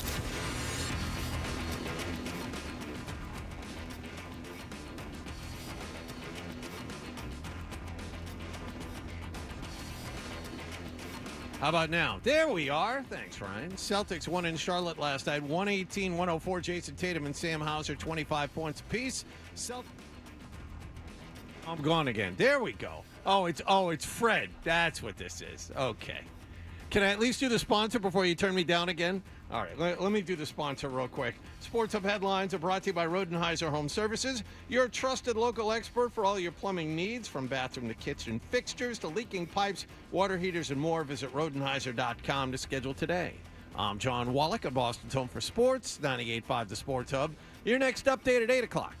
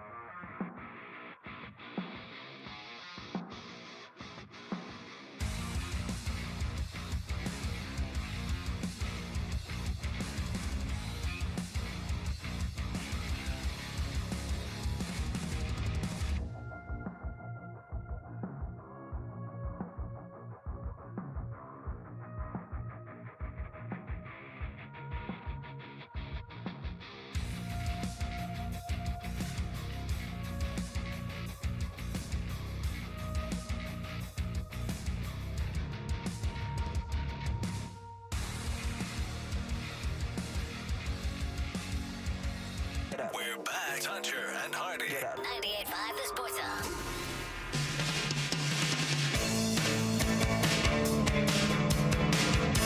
Hey, we are Toucher and Hardy. Our show is brought to you by FanDuel Sportsbook. Make every moment more with FanDuel. Rock and Roll Mike. Hello, Rock and Roll Mike. Oh, yeah! Rock and Roll Mike, you sound... How are you doing, man, people? All right, Rock and Roll Mike, have you been... Congratulations on the new YouTube situation. Yeah, you're on... You got a computer? I can get access to that. Yeah, I watched you. I borrowed somebody's phone, and I was watching you. Oh, yeah. Oh, yeah? Did you go to the library? No, I ran to a person, and they gave me the phone. I said, "Hey, I got to check this out."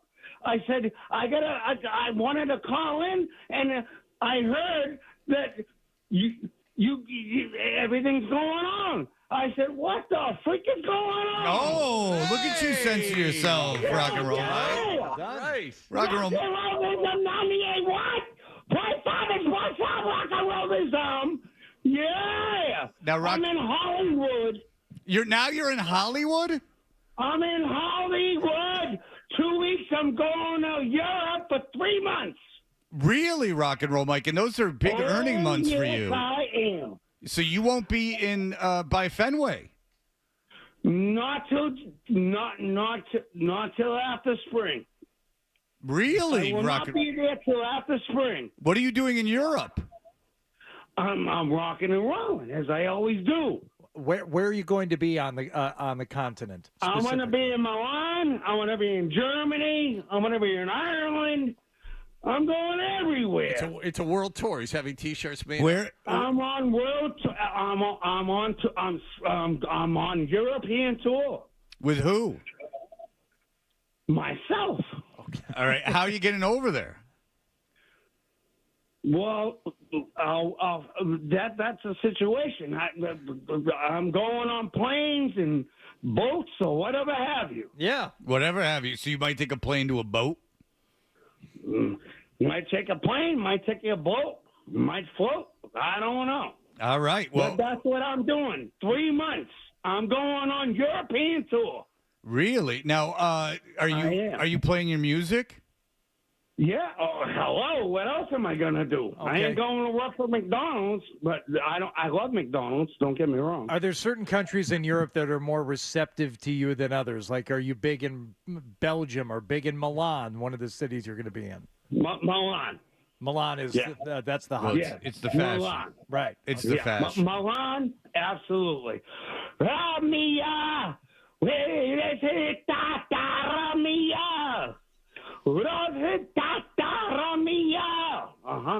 You're like you're like the fourth tenor. Exactly. That's what I'm talking about. You're like Pavroslobby. Congratulations on the YouTube situation. I know. It's a really big victory for the show. Thank you, Rock and Roll Mike. It is a great victory. I just wanted to call and listen. I love you guys. Rock and rollism. Listen, I will be back Fenway Park for the summertime. Believe me. Can't wait. I just Can't gotta wait. do European tour. And believe me, there's going to be a lot of freaking fireworks. Aha! Very good, Rock and Roll Mike. It's going to be crazy, beyond crazy nights. That's right. And Hot dogs, chicken, steak, sausages, Boston strong. Can you sing a little Crazy Nights for us? Yeah, I sure can. Whoa! There! Here's something for you people. Yeah, do. People try to take my soul away. Oh, yeah? Uh-huh. But I don't hear the rap that they all say. Oh, no, I freaking don't. You try to tell us we don't belong. That's all right. We're millions strong. You are my peoples. You are my crowd. This is our music. 98.5. We're not in that. These are crazy nights. People sing. It's fantastic. Oh, Crazy nights. If you're in your car going to work, beat your fucking horn. all right. There you go. They're going to love him in Milan. That sounds like they already love him in Milan. I actually believed him for a minute. Hot balls. I actually believed he was going to Europe for a minute. I seriously did. I know he wasn't in Los Angeles, but like I figured, well, he's not. If he's saying he's not going to be at Fenway, Yeah. and then I thought he might be like in rehab or something, but then he's saying. Yeah. And what I love about Rock and Roll Mike is you go like sing Crazy Nights, and most people just go, "These are crazy, crazy," but he starts from the beginning. Oh, of yeah. Crazy Nights. Like he loves Kiss, like for real. Like he's not a surface fan who could just sing Deuce or like Rock and Roll All Night. Yeah. This is a guy who knows the words to Creature.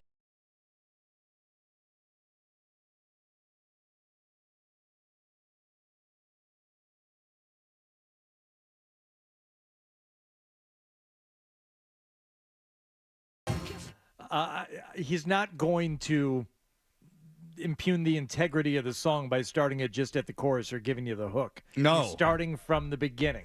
And then he even gives you a little stage rap beforehand too. Yeah, it's like he's going to Europe just to sing Kiss songs on the street. I kind of believe He's a troubadour, I Fred. kind of believe he's going to Europe. Well, until he got crossed up with how he's getting there. Yeah. Until he like. Wait, he's not leaving from the international wing of Logan and has seat 22D? I mean, in Hollywood Coach? to Milan is no short trek. I mean, do you even go over North America or do you go over the Pacific Rim? I mean, who knows? Oh, yeah. It's like when you go to Russia, how you fly over the North Pole. Right. Isn't that weird? No, yeah, I'm pretty sure he's still flying over North America to get there, but I don't blame him for not knowing the exact details of his travel. You know, it's There's exact details and then the vessel in which you are going, like the means of The mode. transportation. The mode is, yeah. Like I could see, like I don't know, like exactly what airport or what plane because I'm a drug addict. But what I would to say is though, I am taking a plane. Like I wouldn't be confused if I was taking a plane or a boat, or perhaps he's flying to New York and then taking the Queen Mary over. Which I would imagine would be something that he could He's do. booked passage aboard the Queen. Yeah. Maybe the booking agent hasn't gotten back to him No, yet. maybe he's flying to Europe and then he's taking a boat, around Europe.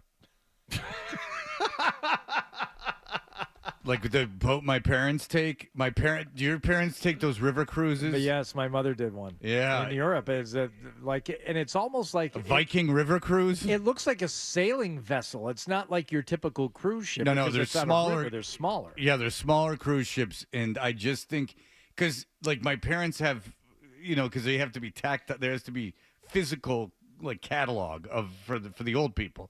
So like you can't just put it online. No. So my parents have them like in all the bathrooms.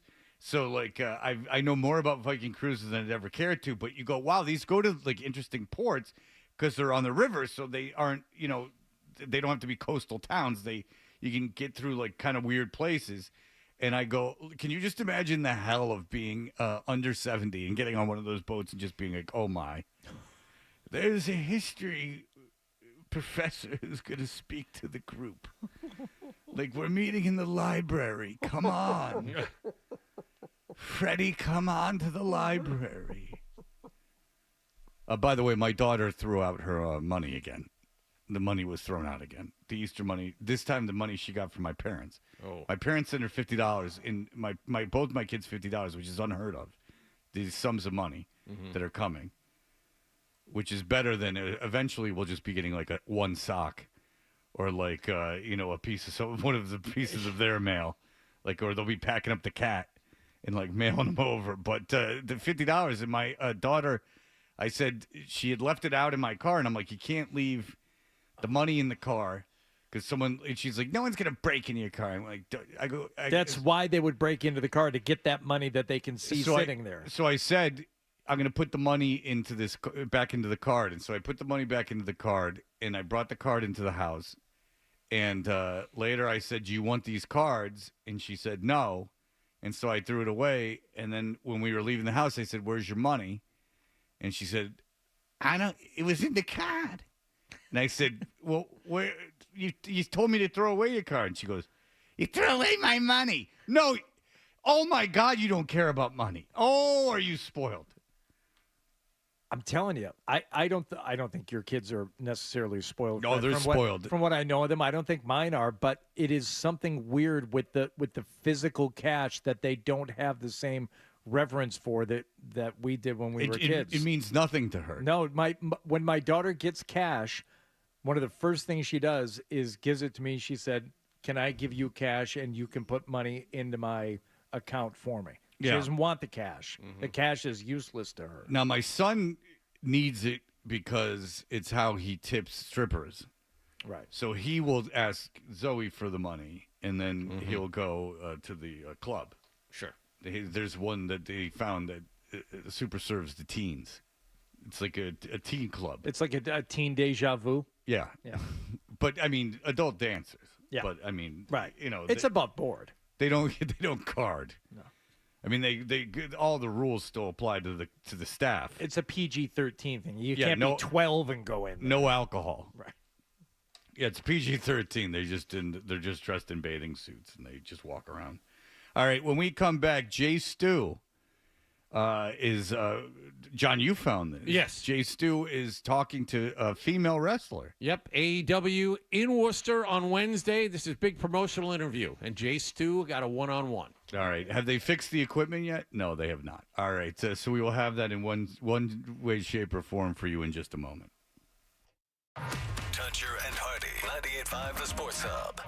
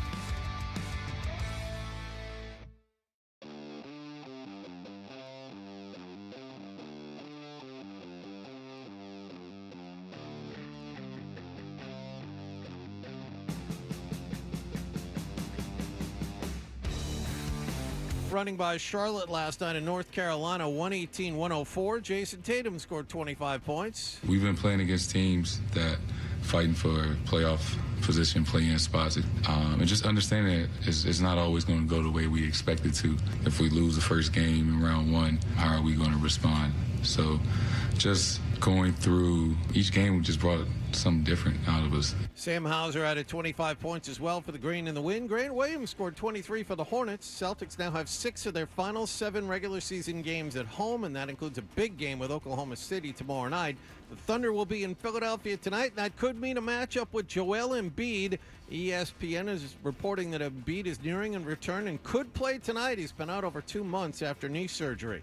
The Bruins will be in Nashville to play the Predators this evening. Judd Surratt and Bob Beers have the Duncan pregame at 7:30 and the face-off at 8 here on 98.5 The Sports Hub. Patrick Maroon took regular rushes at practice yesterday. He's hoping to be back a week from Saturday. In Oakland late last night, Tanner Houck allowed 3 hits and struck out 10 over 6 shutout innings. The Red Sox beat the Athletics 9-0 in front of an intimate gathering at the Oakland Coliseum.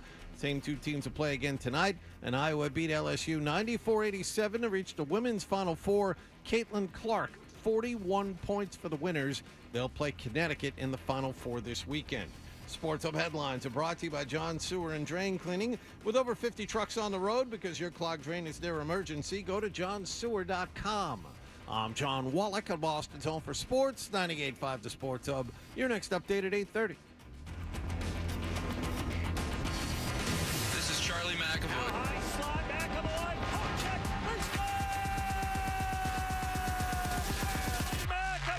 And you're listening to the home of the Bruins. McAvoy coming from deep in his own zone. Back in. He's down! 98.5 The Sports Hub. Toucher and Hardy. Such an enticing explosion. 98.5 The Sports Hub. All right, ladies and gentlemen, I got to be excited. Lockhart is excited, so I'm excited. This is big news. And by the way, if you didn't hear Rock and Roll Mike, he was telling you can watch us now. Instead of Twitch, we're not on Twitch anymore. You can watch us every morning on YouTube. Search 98.5 The Sports Hub on YouTube and subscribe to keep up to date with all the best moments from Boston's Home for Sports. And Nicholas can now track how much money the station has made. Like, apparently YouTube tells you how much you've made. And so we can keep eyes on that for the station. And then we can ask for, where's our piece of the pie, Jack? Right. You know, we're out here slaving away, getting you these YouTube's dollars, and we're into the thousands now. Yeah, it's our mugs on the camera, so. And I just like my teeth. Now I have to get Invisalign now because my bottom teeth are pushing into my top teeth, and it's all because I made fun of Wallach's gap for so long. Do you still have to wear that retainer at night? Yeah. So for the rest of your life, you're going to have to wear a retainer? I like the results. The results are good. John. I like John, it. Yes. I'm not attacking you. I'm asking you because I have to get the same thing. Yes. So every time you make love, you have to roll over and put the thing in? Well, I plan ahead. I don't have them in there when I think the good times are coming. No, I'm saying afterwards you have to go and just Oh, pop them in. afterwards? Yeah, sure, if it's at night, yeah. And you bring him on the road with you? You brought him to Seattle with you when you went to the Kraken and got the hat? Yes. All right. Well, Jay Stu, you're aware of him. Yes, I am. He's a producer on the afternoon show. And you were attacking me.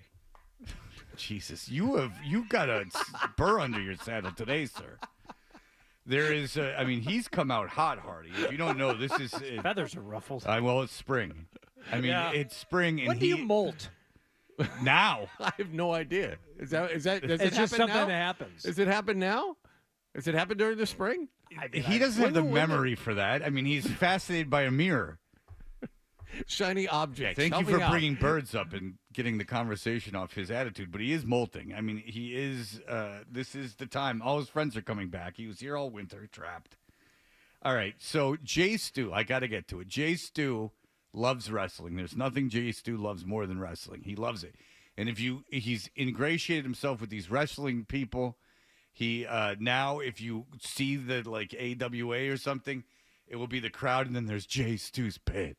And it's just like literally Jay Stu like alone. Like they just let him like ringside alone. He'll come with 4 or 5 people, but he always is alone in the front. Everyone else can be in the box, but Jay Stu has to be The down. Calhoun Cruz, Sarge, and Joe Murray, and Andy Wong, they're all in Jared Carabas, they're all up in like a box, like enjoying the high life. Mm-hmm.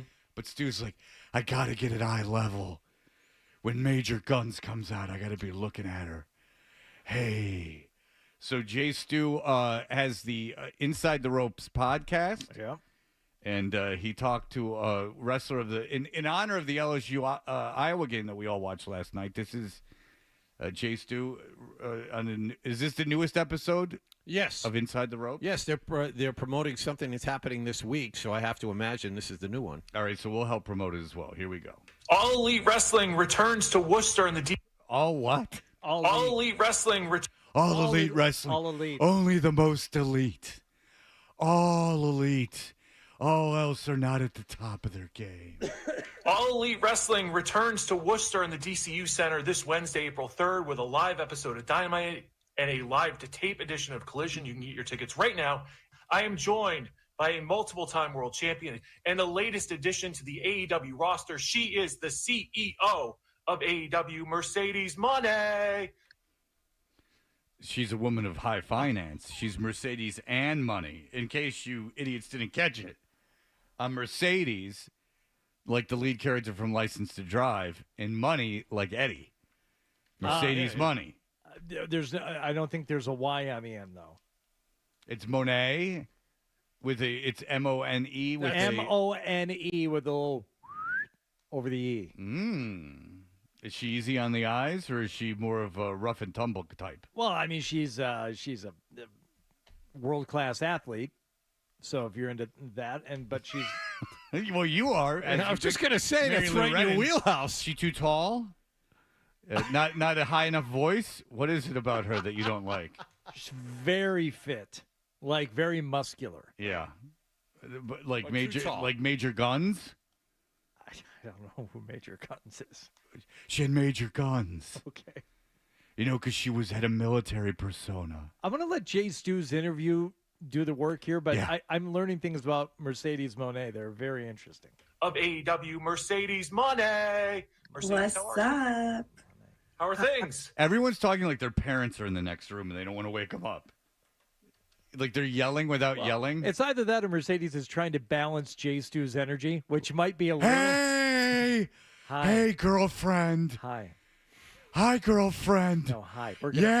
Let's bring it You're down the here. CEO of the All Elite Wrestling. That's right. That's right. I am. Thank I you. love you. Okay. That's very. Hi. I'm Jay Stu. You know? Yeah, we met. I talk on the radio. We met outside the DC. Yeah, Center I'm the going to be last there. time. I'm going to be ringside. Yeah. Mone. What's up? How are things? Things are amazing. Was your introduction into AEW at big business in Boston everything you wanted it to be? Oh, it was everything I dreamt for it to be. I was legit manifesting that day ever since Tony gave me that date that we were going to be in Boston at the TD Garden. I was like, You have a dream board too? I manifest things like a plane crash with you in it. We're on a plane and it crashes on an island. Oh. And yeah. And then it's just Into you and Felger's face. I manifest things like this cat saying goodbye to its existence. And we're trapped on this island and you're hungry. So I snap the neck off a few things and cook them up. I have a dream board too. It's got a lot of dead stuff on it. A lot of stuff currently living that I take the life out of. Yours is literally a board, though. It's an ironing board that you keep in your basement. It's a to-do list, Hardy. It's and you don't want to be on it, Jack. dead things balanced on it. Precariously. It's Well, literally it's a board. taxidermy. It's to-do. Oh. I got to fill this squirrel up with stuff. Some old lady wants it hucked in her window. oh my goodness. Oh, what did I do? Hey, Mercedes, look at this. Oh my goodness. Yeah. Hey, Mercedes, look what I killed. Oh my goodness. Yeah. I took your breath away. Hey, hey, Mercedes, check out this wound. Oh my goodness. Hey, Mercedes, check out this blade. Oh my goodness. So the CEO of AEW, does that mean you get to tell the Young Bucks and other talent what to do as CEO? We work together as a partnership. I love my. Did you get to tell the Young Bucks what to do? I'm just joshing with you, Mercedes. But in case you don't know, I'm going to laugh. I'm keeping it light. We work together as a partnership. I love my EVPs. I love my chairman. And as the CEO, I just bring so much more money to the table. As a member of the Chaotic family, who's the only sure thing in wrestling? What the hell is any of this? I love all my executive vice presidents and all leaders of the leadership. But as a member of the Renegades, who's the what? The Chaotic family. Do you listen to how you like the inflection on this? As a member of the Chaotic family, who's the only sure thing in wrestling? Who's the only sure thing in wrestling? It's the Chaotic family. They're chaotic. They're nuts. They're full of chaos. There's only one sure thing in wrestling, and you're looking at her. Oh! Money.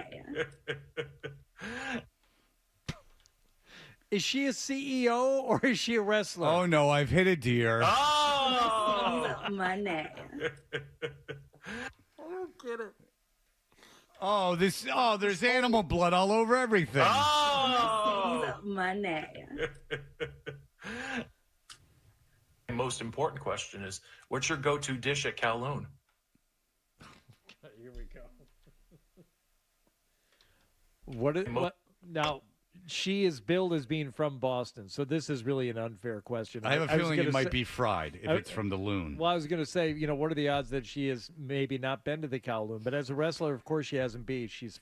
She's billed as being from here. I would imagine if you're a wrestler from Boston, you've made the pilgrimage. That's at least at one of Mike Sarge-Riley's appearances. Right. The most important question is, what's your go-to dish at Kowloon? Ooh, what is my go-to dish? I really like the salt and pepper calamari and the popo platter. Love it. Love it. It's poo-poo. It's poo-poo. Say it, Mercedes. You're a classy lady, but you still make waste. Mercedes, say poo-poo. I love it, but I'm disappointed. Yes. I feel the need to interrupt because we have multiple listeners telling me that Mercedes Mone is actually Sasha Banks from the WWE. That's the woman who bit her lip while you were interviewing her. So you know this woman. No. Sasha Banks is not the woman who bit her lip. The Irish lady was the lady who bit her lip. Oh, I'm sorry. I have it wrong then. Sasha Becky Banks Lynch is the woman who bit her lip. Becky Lynch. I see. Okay. Yeah, Becky Lynch is the woman that was very flirtatious with me. If only I'd been divorced at the time, we could have perhaps had a meal. Okay. But Mercedes Mone is related to Snoop Dogg and the rapper Daz Dillinger. Yeah, Daz Dillinger, like the gun that you kill stuff with. And the popo platter. Love it. Love it. Mercedes Money, we look forward to seeing you in Worcester. Do you know what you're doing for the Worcester show yet this Wednesday night? Mercedes Money is going to be making the biggest appearance ever because Worcester. Say hello to your CEO. That is Mercedes Money. She's a multiple-time world champion. She's a future. And James, make sure you say it right. It's Mercedes Money. Okay. Mercedes Money.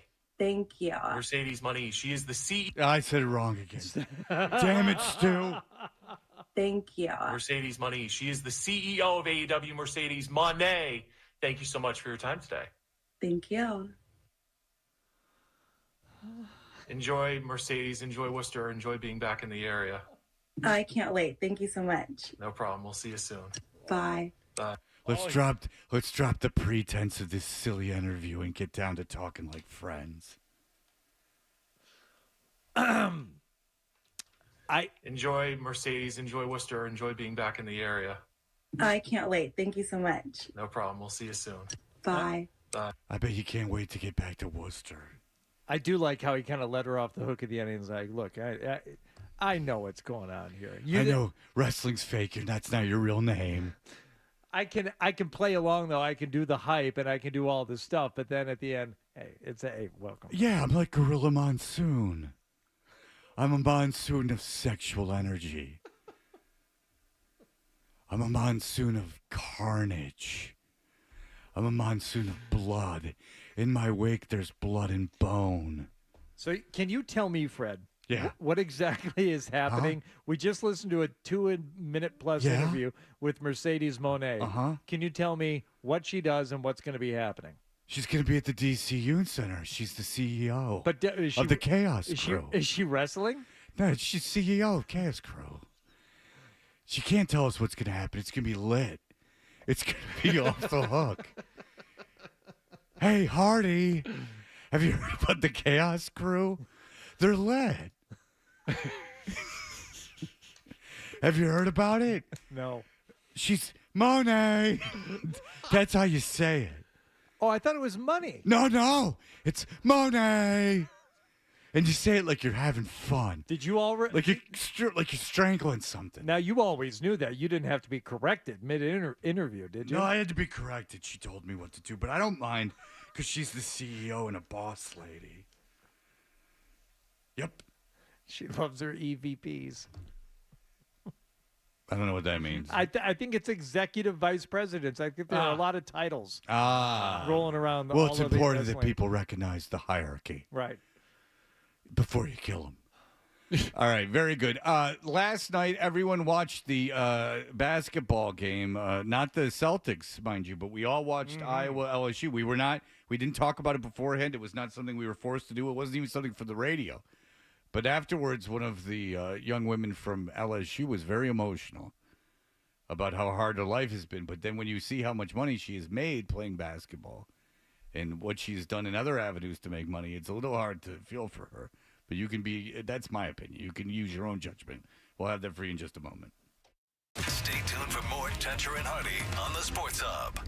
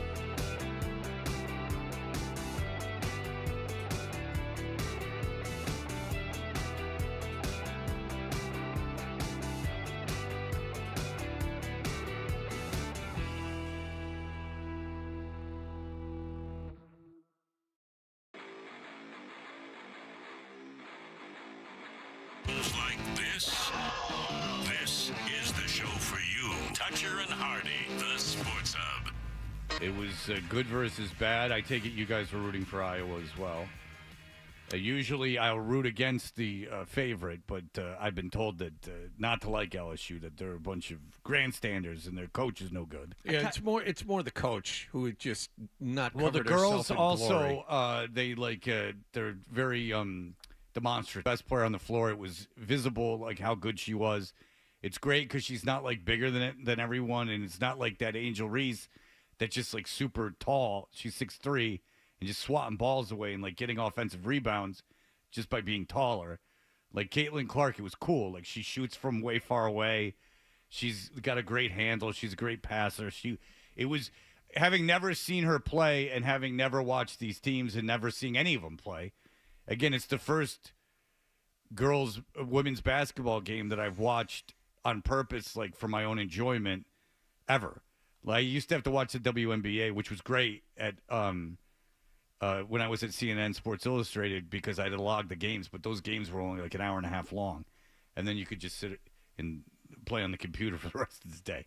Unless if you got a WNBA game, you wanted that. You did not want a Mariners game. Those went 3.5 hours.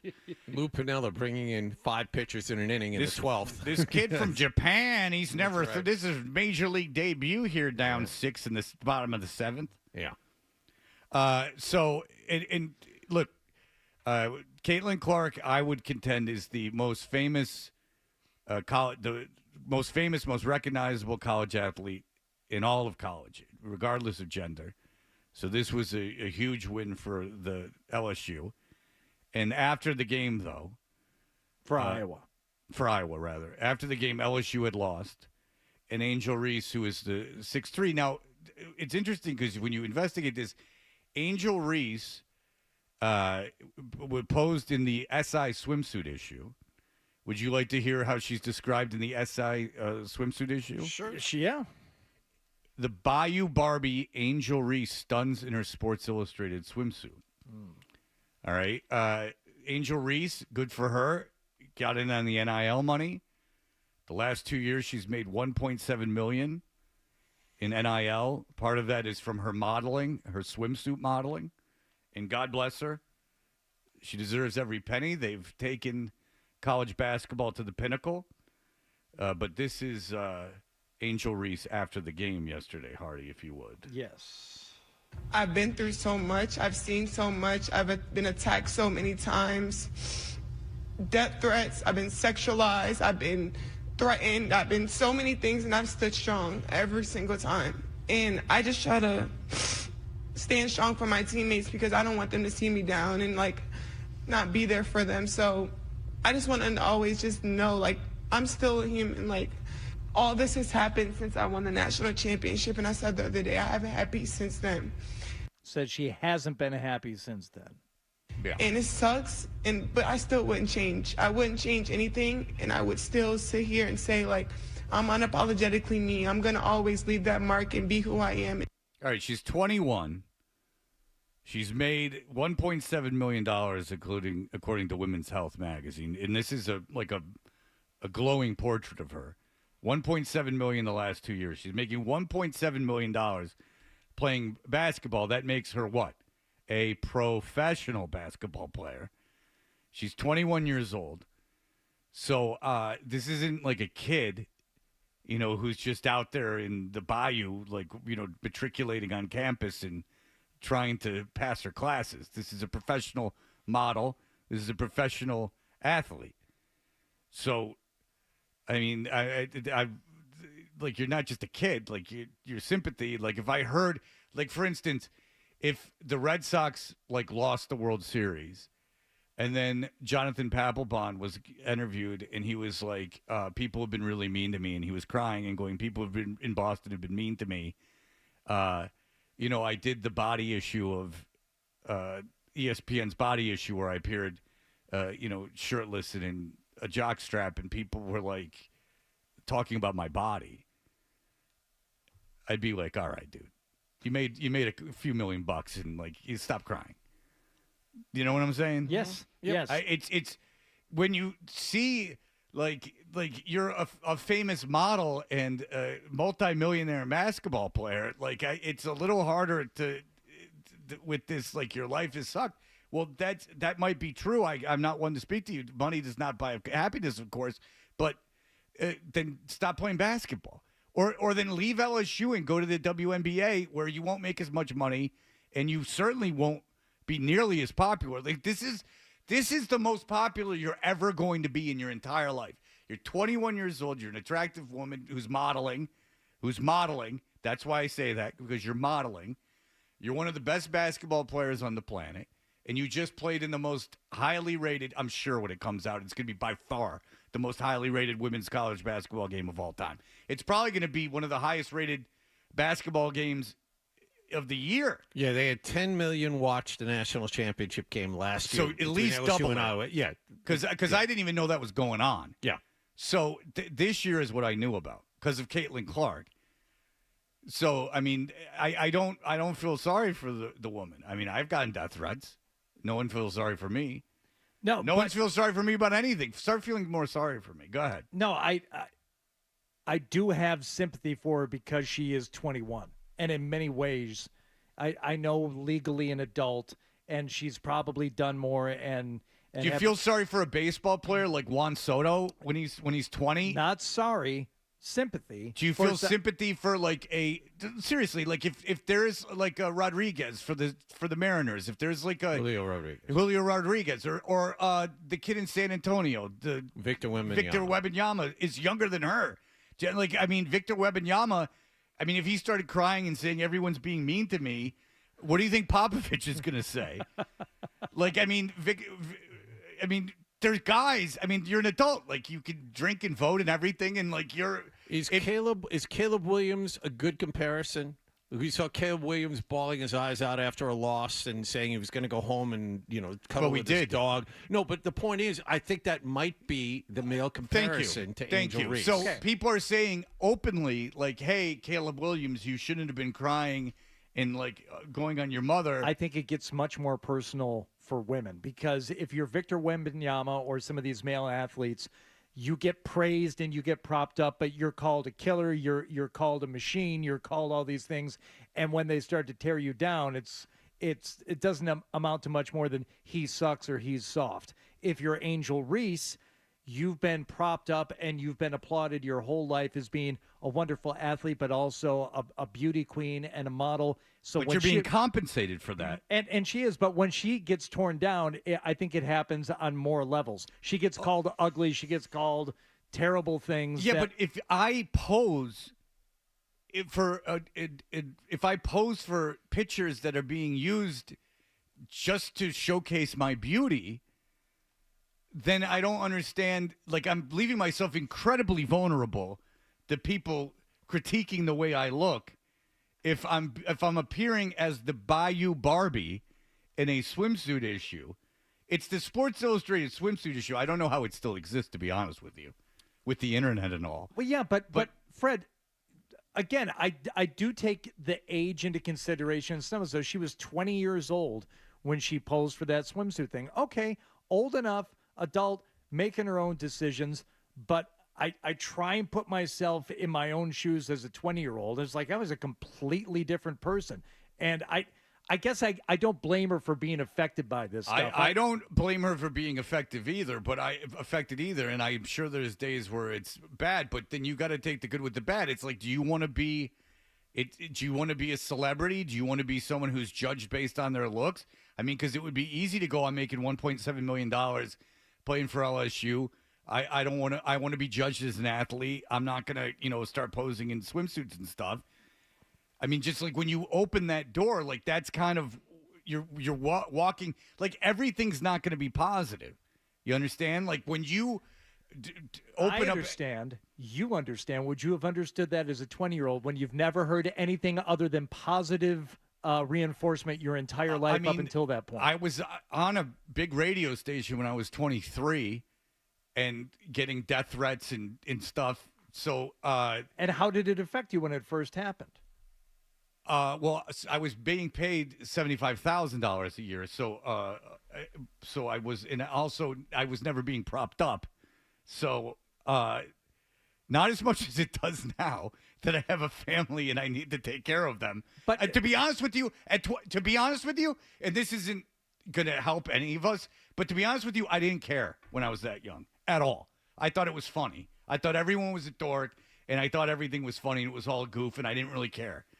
And then as soon as I started to become successful and had a family and responsibilities, it got a lot more serious. Right. Because then it's your livelihood. At that point, it was just kind of goofy, and like I thought the music sucked, and I was just goofing around, and like everything I did was being rewarded. But no, I thought online stuff was funny because I didn't know anything about the internet. I thought, what dork is sitting on a computer complaining? And then as I got older and the stakes got higher, I started to feel. So to be honest with you, in my early 20s, it didn't affect me at all, and that's honest to God true. I didn't care. I cared I was smart and healthy. I cared what the people, my peers, thought. I didn't care what anyone that was, just complaining for complain's sake was thought. That's true. I was much more concerned about getting in trouble with the radio station. And I was much more concerned with my social life. Now I have no social life. But I make a lot of money, so I'm concerned about losing that money.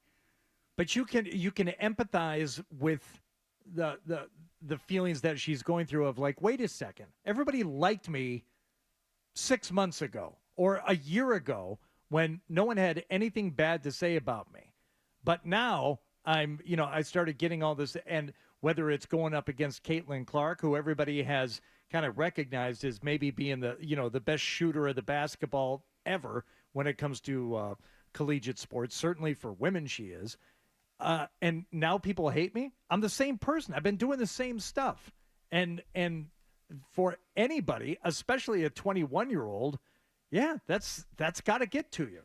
And if I were counseling her, mentoring her, and I read some article where she doesn't have much of a relationship with her father. Oh, well, now you're digging into like the psyche. Well, yeah, but this is what we're talking about, the psychology and the emotions of all this. And maybe her mother told her, go ahead, model for the swimsuit thing. If I were her dad, I would have said, don't do that. My point is that she has every right to feel the way she feels. That's fantastic that she's that emotional. What I'm saying is that my first instinct is like, wow, that sucks. Like, you're just this nobody college basketball player, and like, I guess things have been tough.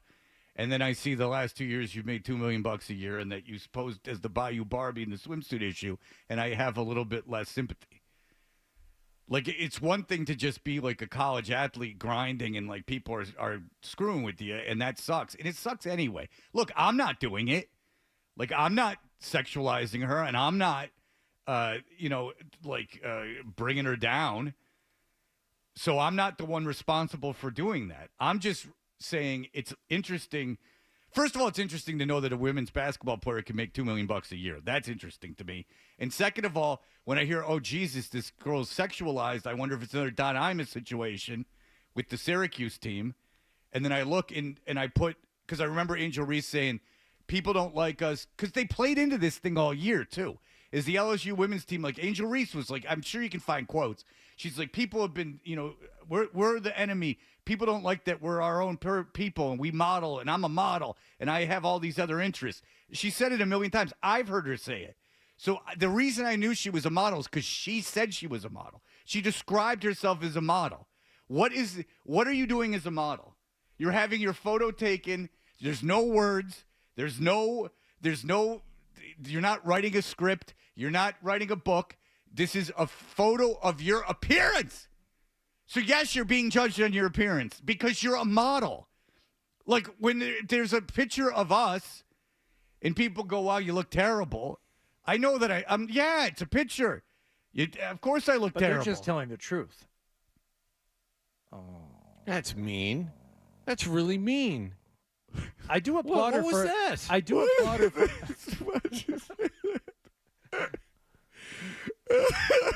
This all happens. It's you were right. It hurts so bad. See? Man. That's what it took. No, I've gotten upset about criticism and stuff, but no one feels sorry for me. I mean, and I've been through the ringer. So are you jealous because she is a more sympathetic character than you? Perhaps. Who knows what I'm getting? She does have a very diverse endorsement platform. She made that $1.7 million off of PlayStation, Raising Cane's, McDonald's, Coach. I assume the purses. And No, it's the show. She was syndication of the show Coach. Wingstop, Outback Steakhouse, Ooh, classy. where I recently enjoyed a meal, and Amazon. Mm. So that's pretty diverse. I mean, that's a decent endorsement portfolio right there. Yes. And so I would assume they're flying her around to different shoots and things of that nature. Yeah. Mm-hmm. Like, I don't know.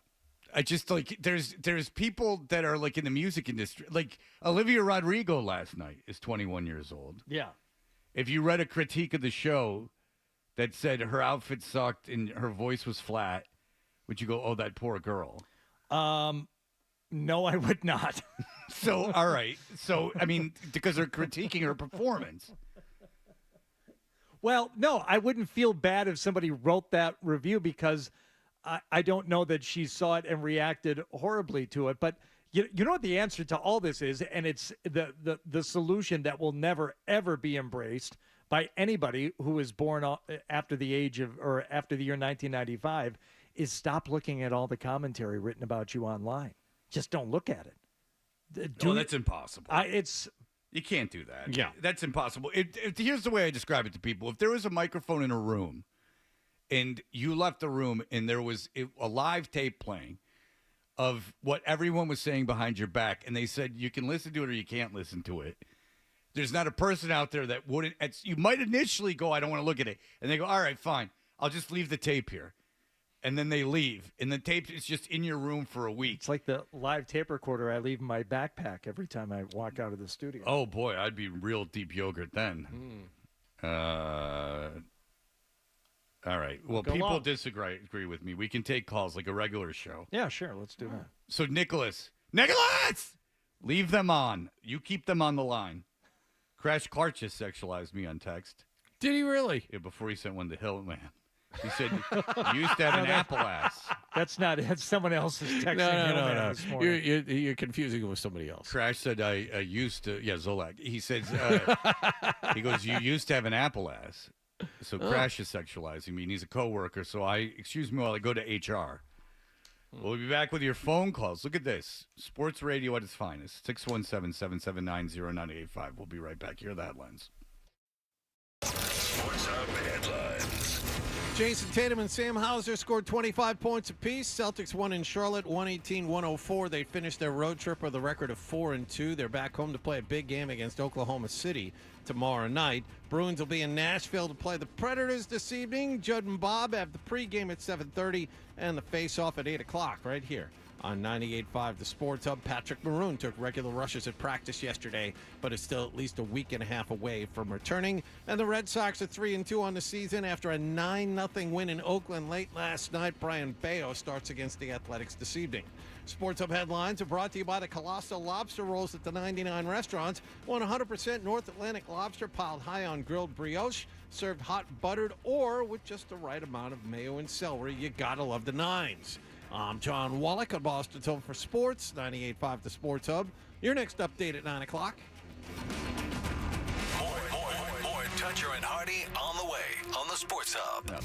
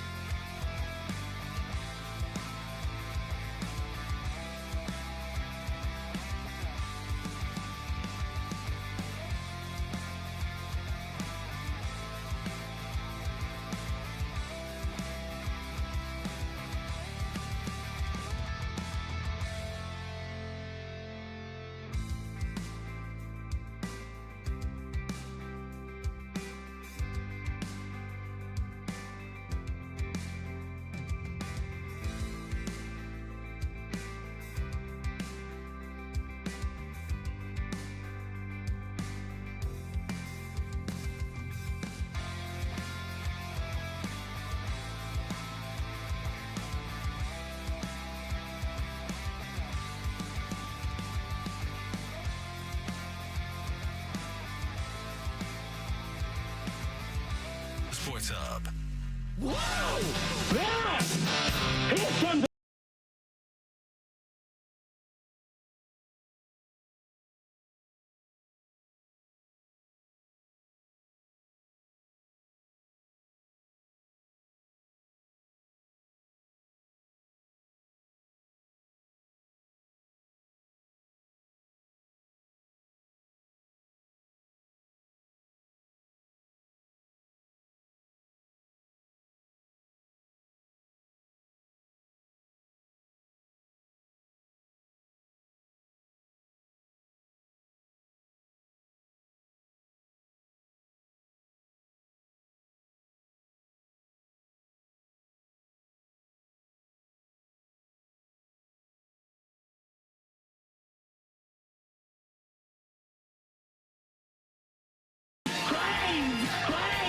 Crazy night!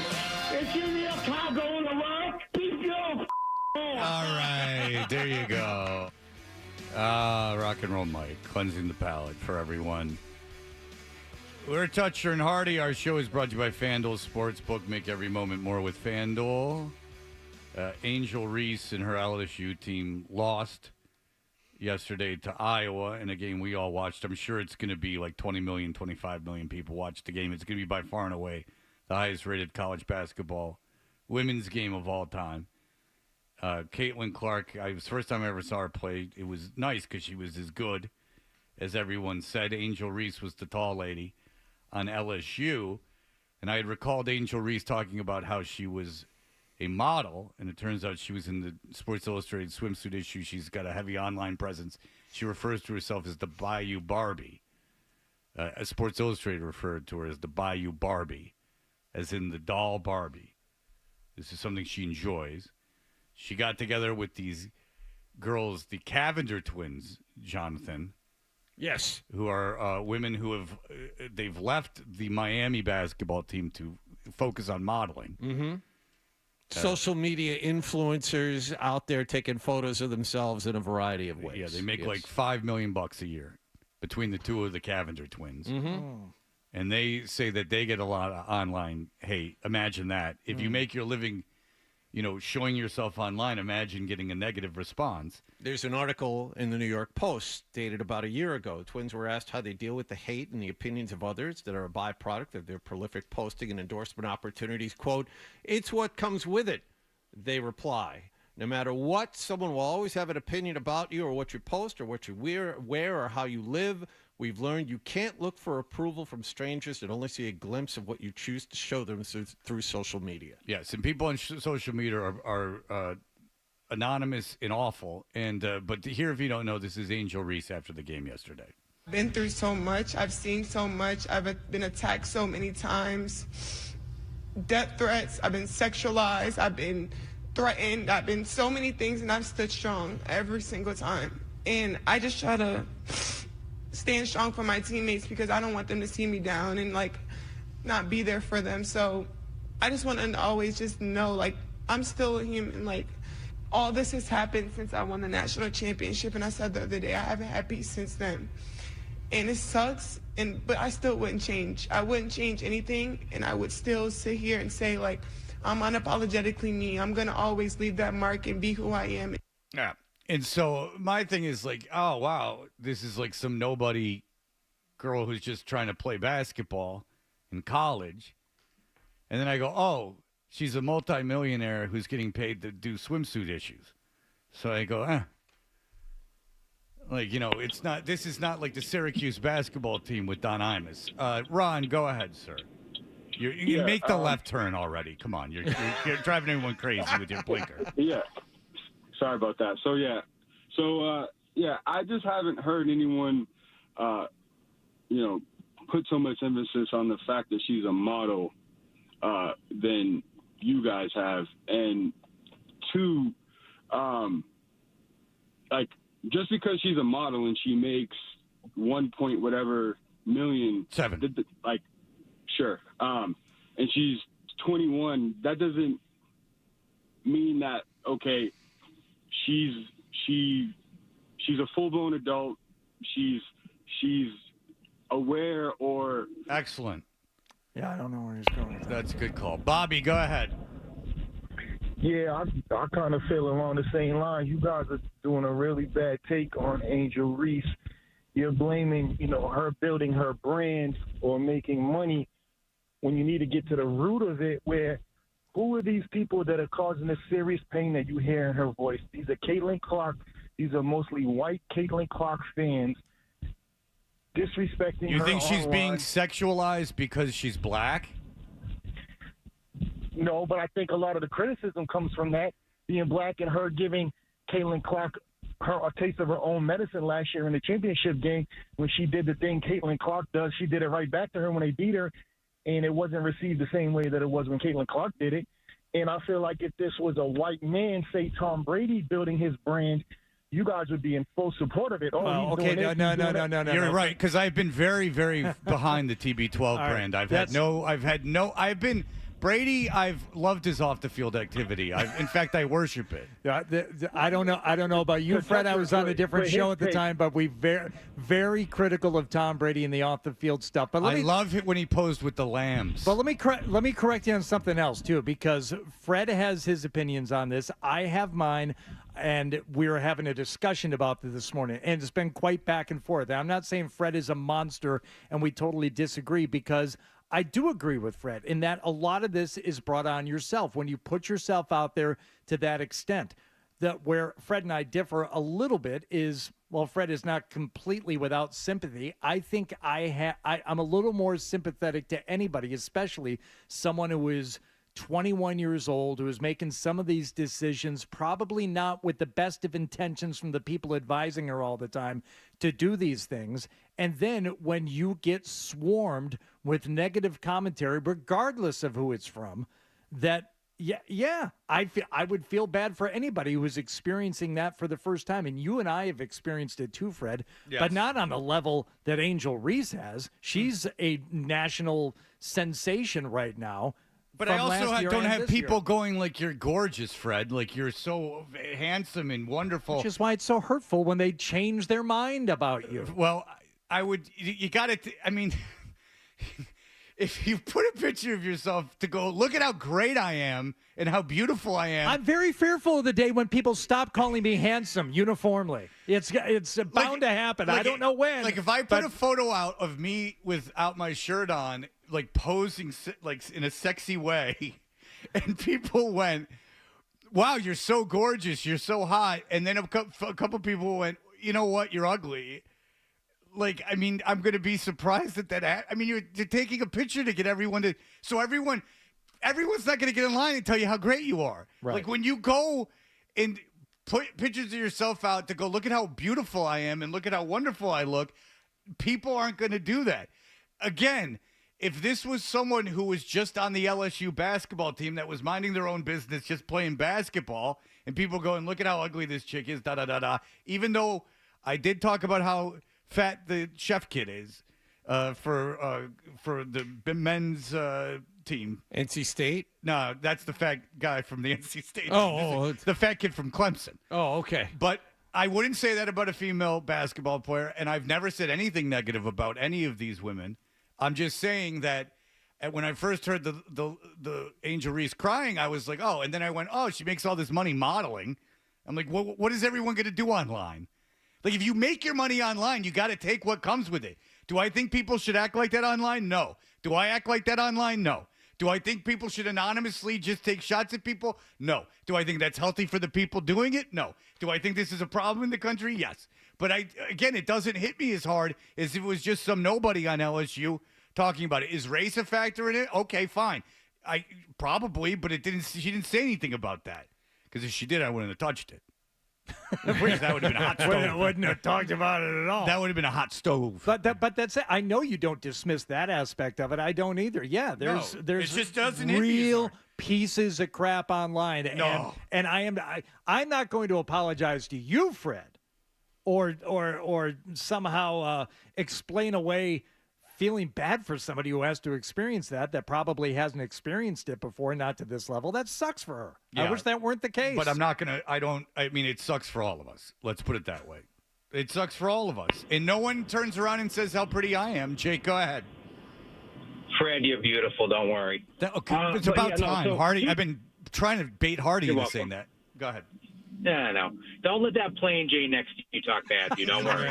But just to cover 2 points. First of all, those first two guys that called were the dudes that DM'd Angel Reese, and she left them on red, so that's why they're running to the defense. But number two is two things, right? So I'm going to touch on the Angel Reese and then the cross part that Fred had about the male athletes, right? So you look at a guy like Nikola Jokic and Doncic. What do we call them? Doughy and fat. Puddles of goo that are math teachers that belong in a substitute high school in Iowa or Idaho, right? Okay. Wembanyama, this tall, gangly string bean. The kid is one of the greatest prospects in the NBA right now, but this tall, gangly string bean, he's too skinny, he's too light, he's too soft. Okay, so the criticism's there regardless of the age and gender. Number two, to back Fred, the whole year was, look at me, I'm going to be this punk rock, like, look at us, we're going to bash you, we're better than you, we're this big personality, get out of our way, we're going to steamroll you. Does anyone think that if they beat Iowa last night, any of this crap comes out? No, No. that was another thing. Is I think that she, I think absolutely does not come out. I think that she lost on a big stage, the biggest stage she's ever going to play on, and was kind of hedging it at She the can't end. handle it. She can't handle the truth. I She think is not Paul Pierce. I think she knew what she was. Yeah, that's right. She can't handle it. I think that she was kind of hedging things at the end. And they get helped, or someone else is doing it as much of the big bad LSU basketball team thing. It's not all them. No, they're not all They're not coming up with this, marketing ploy campaign scheme on their own. They get portrayed that way, sometimes by the school even. All I'm saying is that I just don't think it's as easy to play the victim if you're profiting off your looks. Like, it's just, if you're an adult profiting off your looks, like, everyone's just not going to get in line constantly praising you. Again, if it was just a nobody starter on LSU that just wanted to play basketball and was just like, I'm here, then everyone can get in line and go, that's terrible, like, you're being bullied. But if you're a celebrity, that comes along with it. Like, there's lines that people can't cross, but just people online, like death threats, they should go to jail. They should get arrested. I don't like it when I get death threats. I don't like it when I get criticized. But it happens. And I think it makes me cry almost daily. Yeah. But do you think she set out to be a celebrity, or do you think she set out to be a collegiate basketball I think player? she set out to be a celebrity. See, I have no indication that that's. I mean, she's really, really, really good at basketball. Something tells me that most of her time and energy has been directed toward that, as opposed to just becoming all right, famous. we have to break because we're very late. But I will tell you this, is that in order to build that kind of resume and money in advertising, you have to be selling yourself. And so that doesn't come without hard work. I don't doubt she works hard, but she works hard for the money on and off the court. You understand? All right, we're very late. Brian was talking to me. We have to break. Didn't even hear it. You're listening to Toucher and Hardy on the Sports Hub.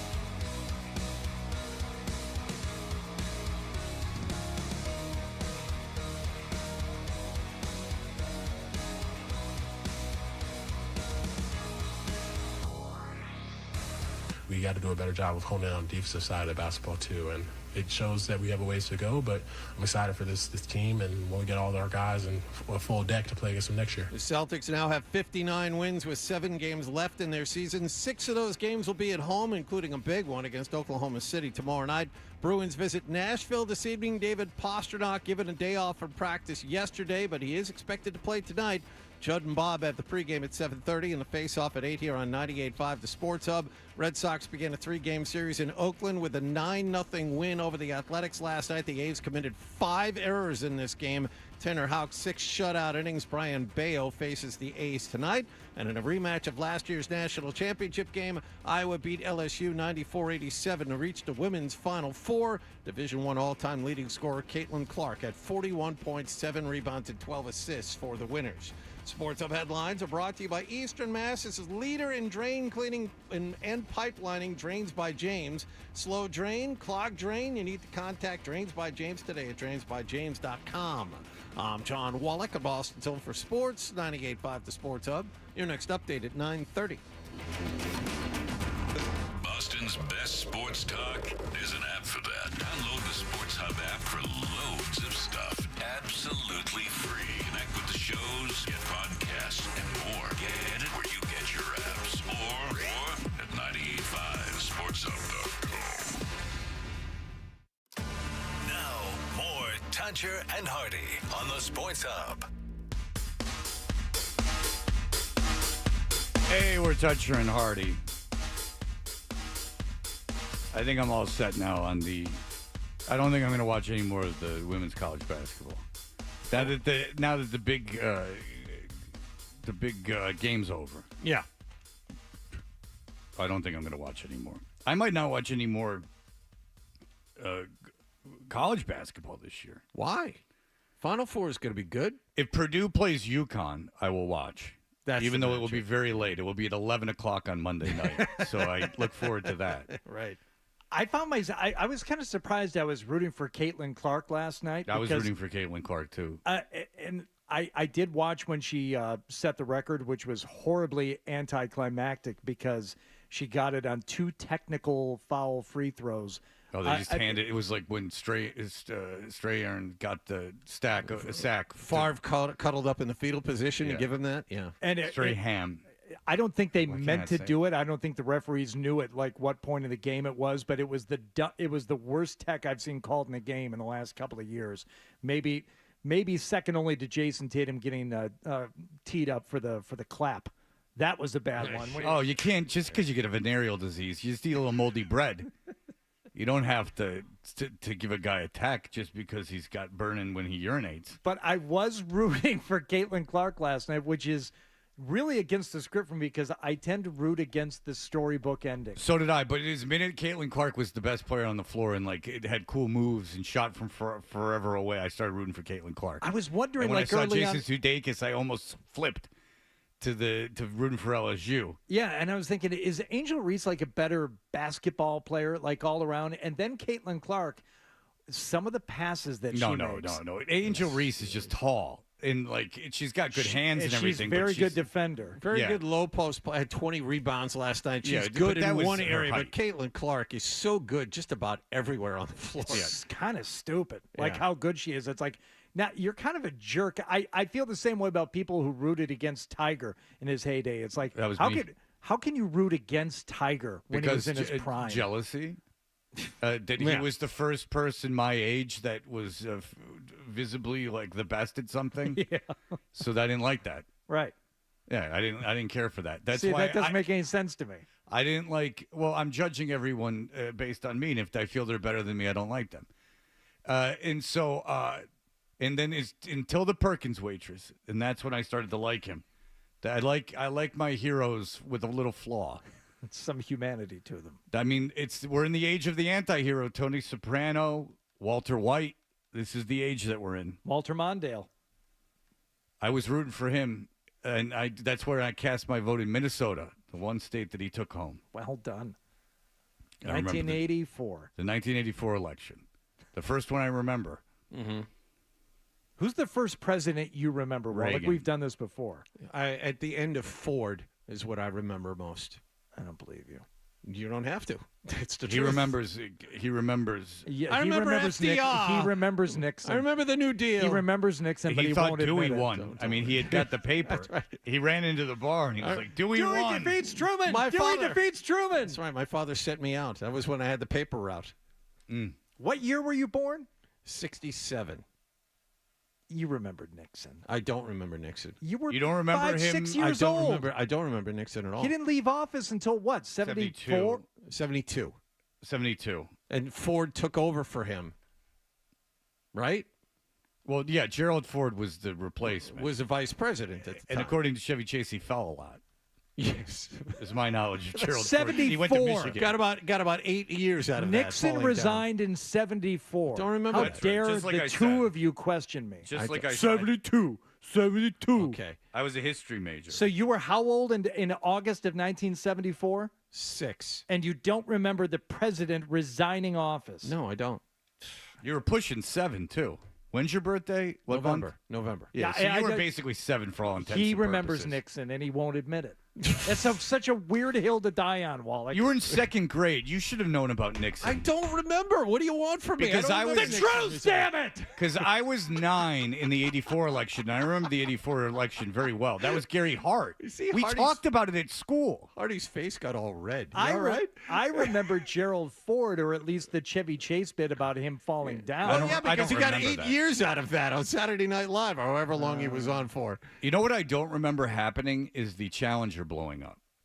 I remember. I do remember that. I remember that there was them talking about the school teacher that was going to be on it at the library at elementary school. But I don't remember the Challenger. Everyone has this memory of the Challenger blowing up. I don't have that memory. That's weird. Yeah, I'm not positive I saw it live. Oh, I didn't see it live. I was in swim class. We had to take a swimming class freshman year at my high school. Everybody had to take swimming. And before Oh, did they put you in a nice Speedo? Coach Nurek, yeah, we all wore Speedos. That's fun. And they did that. I thank God I didn't go to North Farmington. They did it at the school I ended up graduating from. They had a swim class for freshmen. And I guess the swim teacher, who was also the football teacher, had things to say about the ladies. Oh, wonderful. Good. It's a different time. Good times. But All right. I was 9 when the Challenger exploded. Okay, so you were so, 13. 14. Let's see. 84 is when that happened, right? Or 83? No, it had to have been 86. Oh. So I was so I was 14. 11. I was 14. And you're 3 years older than me because I don't remember it happening. I was 14, and Coach Nurek, I remember this till the day I die. It'd be funny to go back in time and see if this actually happened, because you know how memories get implanted. Yeah, You're if I have 3 certain- wishes, I will do this. Yes, you're certain that it happened this way, but I'm pretty certain it happened this way. We're lining up in the hallway to leave swim class to go to lunch. He said, before you guys go, I want you to know, because everyone's going to be talking about it, and this is how he said it. He said, the space shuttle launched this morning, and something happened after launch, and it crashed in the ocean, and all the astronauts are dead. And once we saw it, we thought, well, that wasn't really accurate, Coach Nurk, because it blew up, well into takeoff. Turns out he was more right than he knew, because, as we know, the front passenger part of the shuttle actually did break away and then crash into the ocean. And, well, if you want to get morbid and read about the Challenger, one or two of the oxygen tanks were activated. The emergency systems on board were employed. So they did pretty good evidence they did not die on the initial explosion. But I remember him telling us that before we left swim class that day. All right, what year did it happen? I'm saying 86. January 86. Yep, that's right. Is that when it happened? It is. That is when it happened. All right, I was 11. So there you go. I don't remember it. I don't recall that happening. I remember thinking, who was the first comedian to make a joke about it? And it was Gilbert Gottfried, I'd imagine. Probably. And Wallach will sit here and claim that the first president he remembers is Bill Clinton. Which No, nobody it's Gerald Ford. Well, Gerald Ford is the first president I remember. Chance you don't remember Nixon. You know what John remembers is that day years ago where they rolled that rock out in front of that cave, and out come the man, Jesus Christ. John was there. He's old, you see. Well, he remembers. That's right. He remembers the first lady in the administration previous to Nixon. Jackie Kennedy? No. Oh, LBJ? His wife? Oh, the Lady Bird? Or what was it? That was a long way to go. It was totally worth it. What are you talking God, about? that was a long way to go. Lady Bird Johnson. Oh, my God. Lady Bird. Oh, my God. There you go. First Lady Huma. All right. What else are you going to get on today's show? All right. Who when knows? we come back, we'll Who do the knows? award-winning email segment that everyone loves so much. You're listening to Toucher and Hardy on the Sports Hub.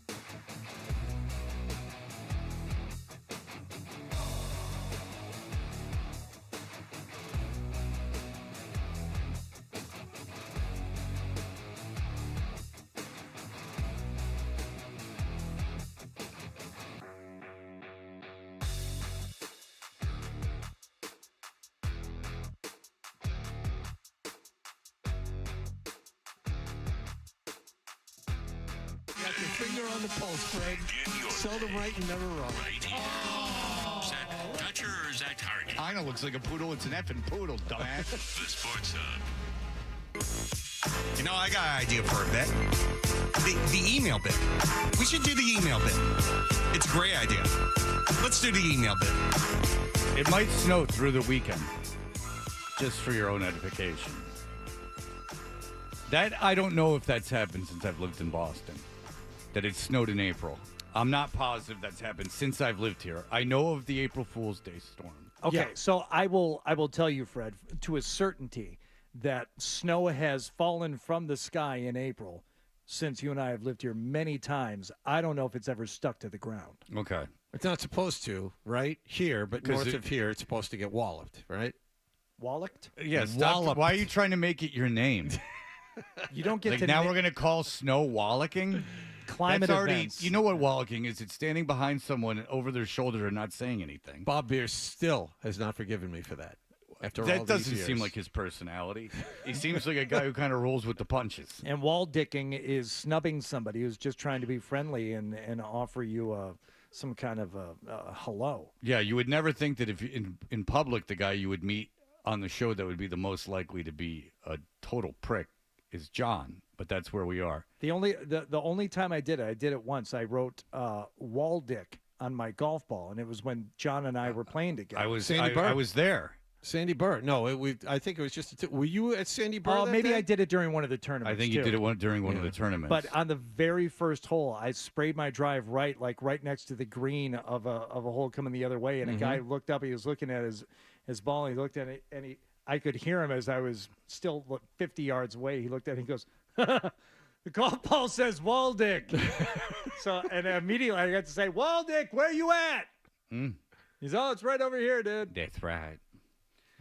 Gwen says, we talked about Angel Reese. She was crying after the game. She goes, "Please stop talking." Gwen says, "Please stop talking about her. She did not set off to be a celebrity, and white men, even when they are not flagrantly racist, can never understand. God knows you're not Imus.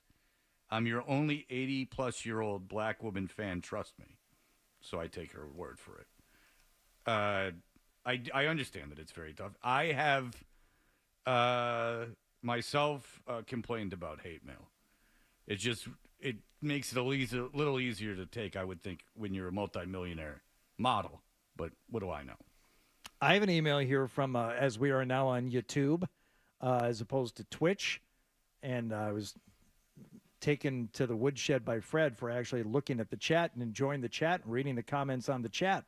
You can do whatever you want. I just would advise against it. Well, here's an email. They've traditionally not been nice to my partners. First and foremost, shout out to the Twitch fam. We're still here. It's your boy Riz. I know Riz. I like Riz. Yeah. Riz tells it like it is. I'm sure it's complimentary, so go on. The fam are not bad people. We just tell it how it is in real time, and you should embrace us.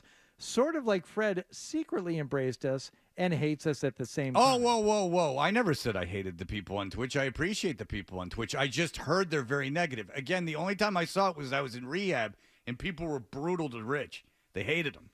And so I just, that's what it was.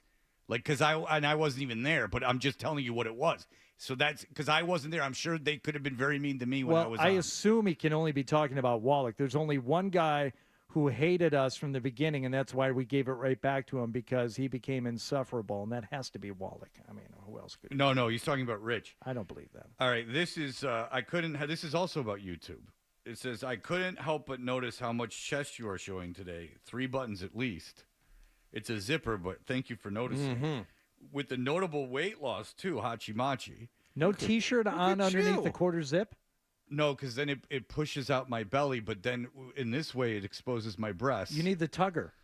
I do need the tugger. So it just looks TC like tugger? It just looks like the umbilical cord was never cut. It's not a joke. It's not ironic. The TC Tugger sketch is a very overlooked sketch of I Think You Should Leave. Yes. It actually is very funny the more you watch it. It shows up. Andrew, we've read your email before. Are you going to read another one? No. He keeps resending it, but we've read it. Oh, Yes. the long poem. Yes, the poem. We read the poem in its entirety. It's fantastic, but we're not going to read it again. This is from Tom. He says, good morning, Fred. I saw this news story, and I'm concerned about John. I hope he's staying safe. And the story is bird flu jumped to cows, then to a human. Who's next? We're going to get pegged if this thing goes national. Yes. We're going to be like, it's your intermingling with a bird. Yeah. You understand, John? I do. You're a bird. Right. I've heard that. I just want to take this opportunity, too, Fred, to read some more of the because I was sent an email with a link to the Amazon comments page for the Gary Tanguay. Yep. The Arm in the Fall. If you can, I couldn't get out of the firewall to read it. You have an ability to do that? You need to get past that firewall. Yeah. And that's the name of my next book, Firewalls, about a redhead that won't let you. So sometime ago, this show directed listeners to the Amazon comments page and say, his back was in such bad shape, bending over was no longer an option. Now he had to squat like he was taking a dump. Just to put his pants on? Yeah, someone emailed me and there's like, stopping the audiobook.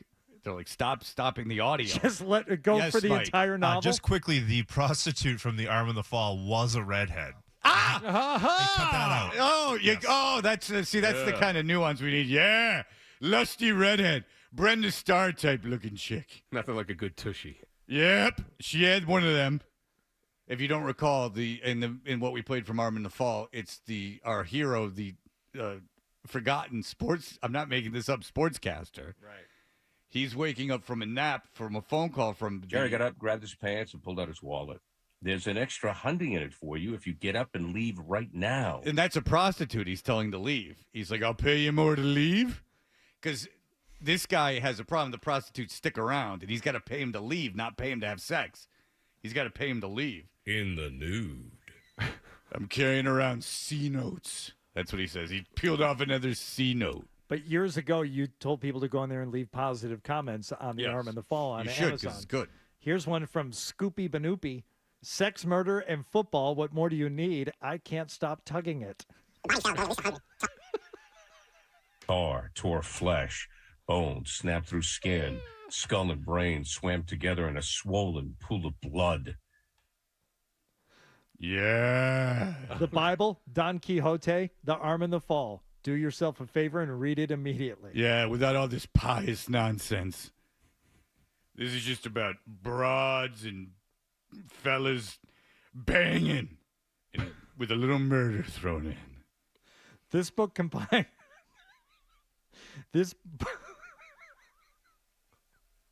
Yes, Hardy? This book combines the best parts of being... What is going on? Okay, I got it. This book combines the best parts of being horny and playing catch. I'm surprised there isn't a loud wolf whistle when you open the cover. If you listen to the audiobook, it goes roar. Oh. Hey, fatso. Hey, The Arm in the Fall, right? Disgraced whoremonger Gary Wangway. Being horny and playing catch. Yeah. Oh, God. What do you want, boss? Hey, Gary Wangway, get that whore out of bed. I can't. She's passed out from pleasure. Well, why don't you hand her a C note? That won't do. How about 2 C notes? Can do. Now, excuse me, I got to put on my pants like I'm taking a dump. It was a struggle just for Jerry to pick up his ballet loafers. His back was in such bad shape, bending over was no longer an option. Now he had to squat like he was taking a dump just to reach his shoes. I'm a hard-scrabbled guy with loafers. I'm like all the hard-scrabble alcoholic whoremongers. I'm wearing loafers. Oh, boy, where are my penny loafers? I'm a hard-scrabbled guy on the street. Excuse me, I'm napping alcoholically with this whore. Allow me to get my penny loafers. My boat shoes, if you will. I'm pretty depressed. Yep. Gary Tanguay, in non-ironic fashion, is writing a sequel to The Arm in the Fall. Now, I don't know where he gets the time between getting people to teach his class for him. If you don't know, Gary Tanguay teaches a class at Emerson. This is not making this up. And he's literally called everyone in this room to teach it. And one of us is Bit, and that was Jonathan. That would be me. Jonathan has gone as a good friend. He asked me once. I told him, I should double check. Maybe he's planning on me. He does it stealthily, on too. a certain date. Like, I hadn't talked to Gary in like years. And Gary's like, hey, like, looking good, or like, hey, great show. And I'm like, oh, great. Hey, thanks. He's like, yeah, want to come teach my class? Wednesday, April 17th is when he asked me to do it at night. Yeah, that's a good day for me not being there. I said yes. 2 weeks from tomorrow. Good for you. And he said, because initially I told him F off, and then he said, well, Fred is doing it. I said, damn it, okay, fine. Yeah. So as far as I know, I'm still scheduled on Wednesday. Yeah, April it's easy. 17th. Just get to Emerson around right at rush hour. Yeah. Right. And then it's easy to park. Just find anywhere on the street. Lots of street parking right there by Emerson. It will be you'll be done in a flash.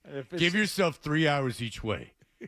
2 hours to get there and an hour to circle around the block until the spot opens. Well, he needs us to come in and do the class so he can work on Rocky Rides Again, which is the working title of the sequel to The Arm in the Fall. And he did read some of that for us yesterday. But she was a cop.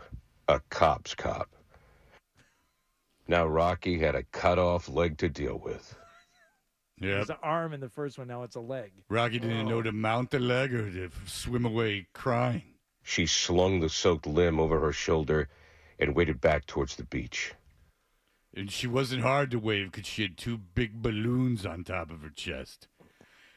Casabas. At the very half least, this could saline, take her half mind. silicone, but all woman. The Kush. That's who she was in love with. She was in love with the Kush. The Kush. And he was in love with the Tush. And that was a long way to go. Naming a character just so I could make a rhyme. The Kush. Take it or leave it. The Adventures of Rocky Suarez. This one with doodles in the margins. This is just a black triangle. Like a Paul Tremblay novel where you can have like some margin notes This in is one of me the published copies. angry. This is my black triangle. Scribble triangles everywhere with lines through them. Mother! Mother! About halfway through, you see written in very small letters. I'm pretty depressed. It's not going to sell anyway. Screw it.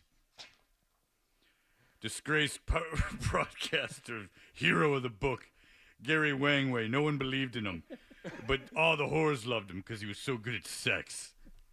The end. Yeah. All right.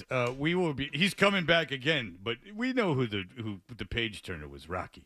All right. We'll be back with the stack.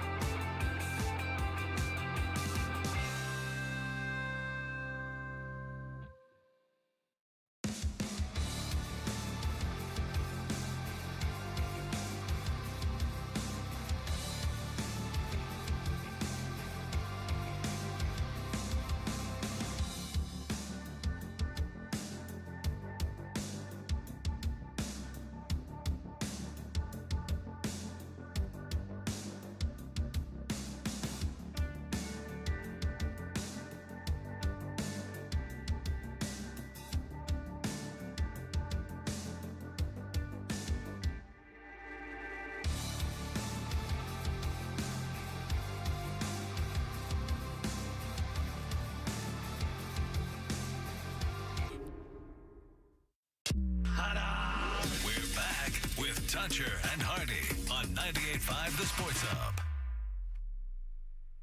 We know what you're thinking. What could I possibly have missed from the show? It's time for The Stack on Toucher and Hardy.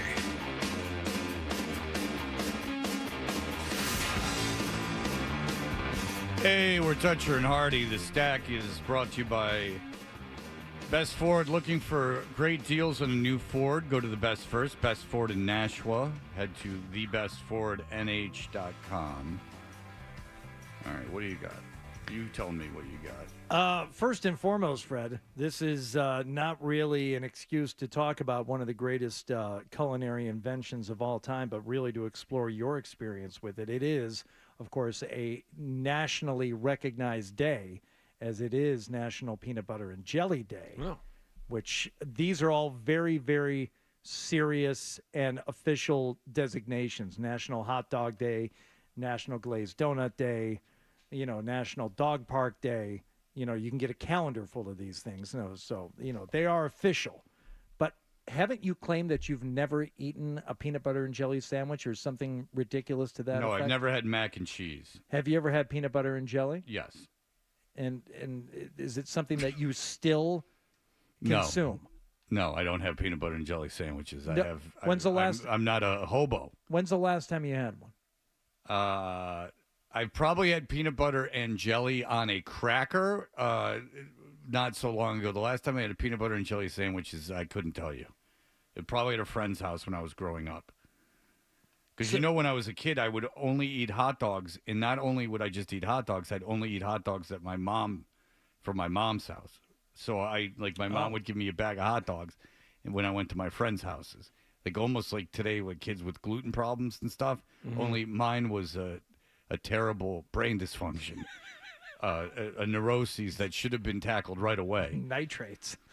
Well, no, just like if one of my kids was like, I'll only eat hot dogs, I'd be like, okay, well, let's get you to a psychiatrist and figure out what's going on.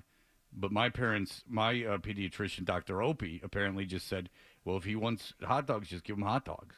Yeah. I ordered a hot dog last night at the concert. One for me, one for the kid. You were in a box at the concert. There was no food. There was no food in the box? I had to go downstairs and go down the level below and mingle with the commoners. Get some food. But I'm like, 2 hot dogs, please. They were the footlongs. Yeah, those are disgusting. And it's like, well, that's too much. No. And I heard he had 2 of them. I'm like, split that in half. You had 2? It was what? It was what? It was too much. Oh. It was almost like a large submarine sandwich. Or a Dagwood, perhaps, that was stacked too high. Yeah, They come with an olive on a stick. That's right.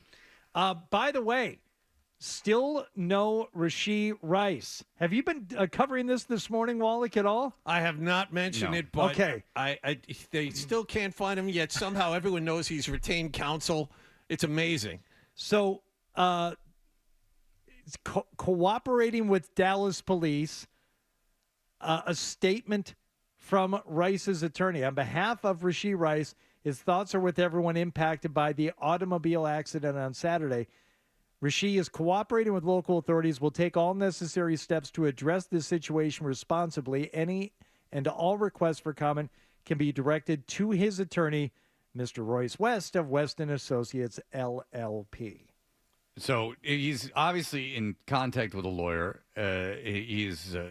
The lawyer's telling him what to do. I don't know if he's following what the lawyer's saying or not, but it seems like this is going to be a soft landing. You also see, I think you were right when you said yesterday the reason he hasn't turned himself in is because he's getting good advice from a lawyer, and the lawyer said to him, before you do anything, let whatever's in your system get out of your system before they test you. Yeah, make sure everything in your house is gone. Make sure everything. Why it's been 36, 48 hours now, and he hasn't poked his head up to say, okay. Find a fall guy. Yeah. Like if there was something in the car, there might be a lot of stuff. Or maybe the lawyer's saying turn yourself in and he's just not listening. Yeah, it just seems crazy that you can be involved in something like that. I mean, just leaving the scene of an accident is one thing, but there are all kinds of questions. And Apparently, you can just retain an attorney and say, no, well, just ask him the things. Well, would they use the manpower to like go find him, like go on a all-out search for this guy? Probably not. But I imagine if he was in a car that got pulled over and they asked for licenses, that they would arrest him on the spot. Yes. As someone who's been pulled over twice coming to work in the last few months, I can tell you. But then Hardy put the plate on with the zip ties, and then he came back the next day and brought better zip ties from home and put it on, and I was able to get my emission sticker. I still think you can take the plate off now if you wanted to. The thing is, I haven't damaged the grill, and that's what's really important, Hardy. I understand. By the way, did anybody get any whiff of Grant Williams last night? I know we were all watching the You're women's. saying that he would smell? No, but John watched it out of almost obligation. He said he wasn't able to watch the women's game until the Celtics game was over. Correct. So should he be called in to call play-by-play? That's right? You feel like you need to watch every game in case they call you in. Admit it. No, I'm not admitting that at all. I enjoy watching the Celtics. It's like a dog whose owners died, and they just sit like where they're buried, or just maybe like lay on the burial site, and then in the rain and snow they just lay there, loyal. Exactly what it's like. Yes, that's him. The Celtics. He's dead to the Celtics, and he still sits there like a puppy. Go ahead. He watched it. I did. Okay, so was there any interaction with Grant Williams between him and his former teammates? Yeah, Jason Tatum had the big bromance hug before the game. They said at halftime they talked. Yeah, they talked at halftime. In fact, they made a point. They made a point. I watched a little bit of the game, to be honest, and the youngster on the broadcast said that, people in Boston sure have a lot to say about Grant Williams. And then Scalabrini was kind of non-committal, and he's like, but Jason Tatum, they had a big conversation before. Everyone feels the need to say how much everyone likes Grant Williams. It's odd. It's weird. When I look at it, it was like the quick bromance hug, good to see you, glad you're getting on another plane. Yeah, that kind of thing. It's not good to see you, wish you were still here. It's not like a common thing with athletes where we're like, oh, yeah, they really get along. You should see how well they get along. People really don't hate them. Everyone who leaves teams, you don't just go, everyone doesn't hate them. Now, coaches and managers, they do that too. Yeah. But not so much players.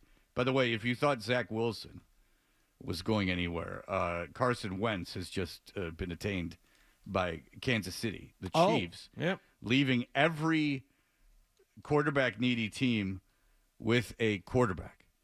So Zach Wilson may not play in the NFL. It was a big night for Ronel Blanco of the Houston Astros as they got a 10-0 win over the Blue Jays, but more to the point. 2-2 to Guerrero. Ground ball tap. Blanco lets it go by. Dubon Fields throws the first in time.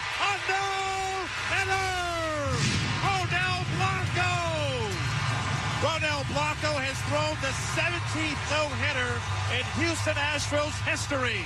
And the first of this young MLB season, struck out 7, walked 2. Again, Astros get a 10-0 win over the Blue Jays. 30 years old. Didn't play in the majors until he was 28 years old, making just his 8th career start. And the Japanese pitcher for Chicago had quite a day as well. Shota Imanaga, yes. I think he's the first pitcher in Cubs history, rookie, to start a home opener. Took a no-hitter into the 6th inning, I want to say. Yeah, but then he really didn't take a no-hitter into anything, did he, Jonathan? It's like he took a no-hitter into the second batter. Come on, you're better than that. Oh, boy. How about your Red Sox, huh? They won 9-0. They look great. Did you watch it? I watched to see how many people were actually in the crowd. How many did you count? I didn't count them all. They were just more because they're mostly Red Sox fans. Well, were they loud and acting like it was a big deal? Exactly. Let's just chalk up another night tonight, a 9:40 start time here in Boston. Another night I will not be seeing much or any of the Red Sox. 5 errors by your Oakland A's. In the first 3 innings. No, good for them. They look great. But now that, you can say the first 3 innings. Yeah. That is impressive. And today marks the closing of the Tropicana Hotel in Las Vegas. Maybe it was yesterday was the actual final day, and now everything is closed down. And that is still allegedly the proposed site for the new stadium in Las Vegas on the site of the Trop. And breaking news, Larry Lucchino, the Boston Globe is reporting Larry Lucchino, former Red Sox president, has passed away this morning. So we've been hearing about this morning. It's just how news trickles in. Yeah. And now you're saying the Boston Globe, Yes. our very own Boston Globe paper of record. Correct. So Larry Lucchino. we are not the first to be reporting this. Former team president of Yes. the Red Sox and Worcester Red Sox. It's on the cover of BostonGlobe.com. Mm-hmm. So passed away at the age of 78. That's the Boston Globe. Because then, the Opie and Anthony thing with the mayor. You don't want to be on the wrong side of the news. Got to be careful. That was brought up several times yesterday. That was the anniversary of that bit. They didn't send a email out management saying, be careful, it's April Fool's. Thankfully, they did. Rick was asleep at the wheel. All right, we'll be back with our crossover with Benedict Arnold. Toucher and Hardy. 98.5 The Sports Center.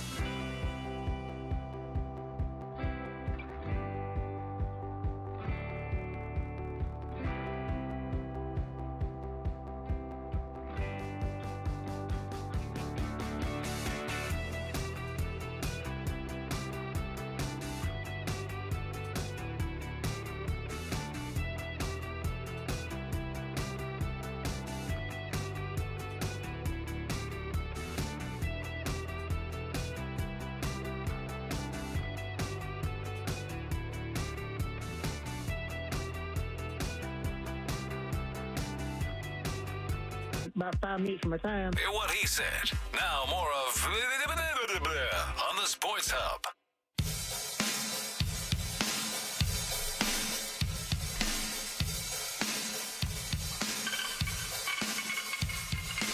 Hey, we're Toucher and Hardy, and we're on every morning now on YouTube, not Twitch anymore, YouTube. Search 98.5 The Sports Hub on YouTube and subscribe to keep up to date with all the best moments from the Boston's home of sports. And this hour of Toucher and Hardy is brought to you by FanDuel Sportsbook. Make every moment more with FanDuel. Hardy and I were emailed, Zolek, that yesterday you were complaining about me not working on Marathon Monday. I thought it was funny. Beetle stuck up for you. But I took a week's vacation. Bingo. But I don't know the. But you readjusted your schedule. I readjusted my flight schedule. Yes. Yeah. What time are you leaving Monday? 3. So you get off at 10. Now with the adjusted times to where you would have to actually do the broadcast, I don't think Hardy's allowed to leave there till noon.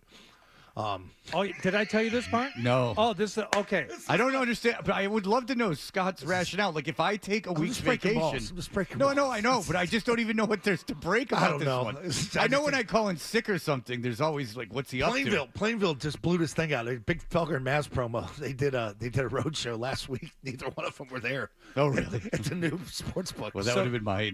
That's my The funny thing is, like, yeah, they're pumping up the big show's going to be there, and your name's on the show. You should be there. So this is the news I got yesterday about the Marathon Monday broadcast from the starting line in Hopkinton, which, I was just talking about, like, okay, what's the plan for getting there? Because I know parking is unavailable. So you want to get dropped off. We need to arrive in one station vehicle to get you near, your broadcast site, which is near the start line. I'm like, okay. And then I was told that also means you can't leave until the second to last wave of runners goes off, which is 11 a.m. is the first time you can actually leave the area. So in addition to an original call time of here at the station, which was 4:30. Oh, my God. Sosi, I already got the call from Sosi. Whoa. Be here at the radio station at 4:30. Why? It's logistics. It's fluid, Fred. It's all being worked on, and Kelly, she's great. Kelly. She's like, I know, I'm not going to talk blaming about this. anyone. I'm going to work on this, and we're working on it together. 4:30 is a human hour. The original plan was to meet here at 4:30 and then travel together to the start line, park where we can park, get there probably by, I would guess, 5:15 we'd be there by. Oh, before that. And then you can't leave until 11 a.m. At least it won't be cold and rainy. Oh, man. That sucks. Well, cross your fingers for a nice weather day. You'll enjoy it. Yeah. It's the kids' vacation. It's public school's vacation. Well, they should not have this break. I am against it, but I'm going away because we didn't go away February. We didn't go one or the other. I didn't go away February with her. She didn't go away February because they didn't have stay at school because of the Their teacher asses strike. they should be in school, and they should be getting out at the beginning of June. Like when I grew up in Pittsburgh, we were done Memorial Day weekend. That Friday was the last day. My son is in private school. They're done it, I think, Memorial Day weekend. Yeah, you could take them out whenever. Private. All right. Scotty Z. See you guys. Mark Bertrand. They're in next. That'll do it for us. Everyone have a great day. Bye.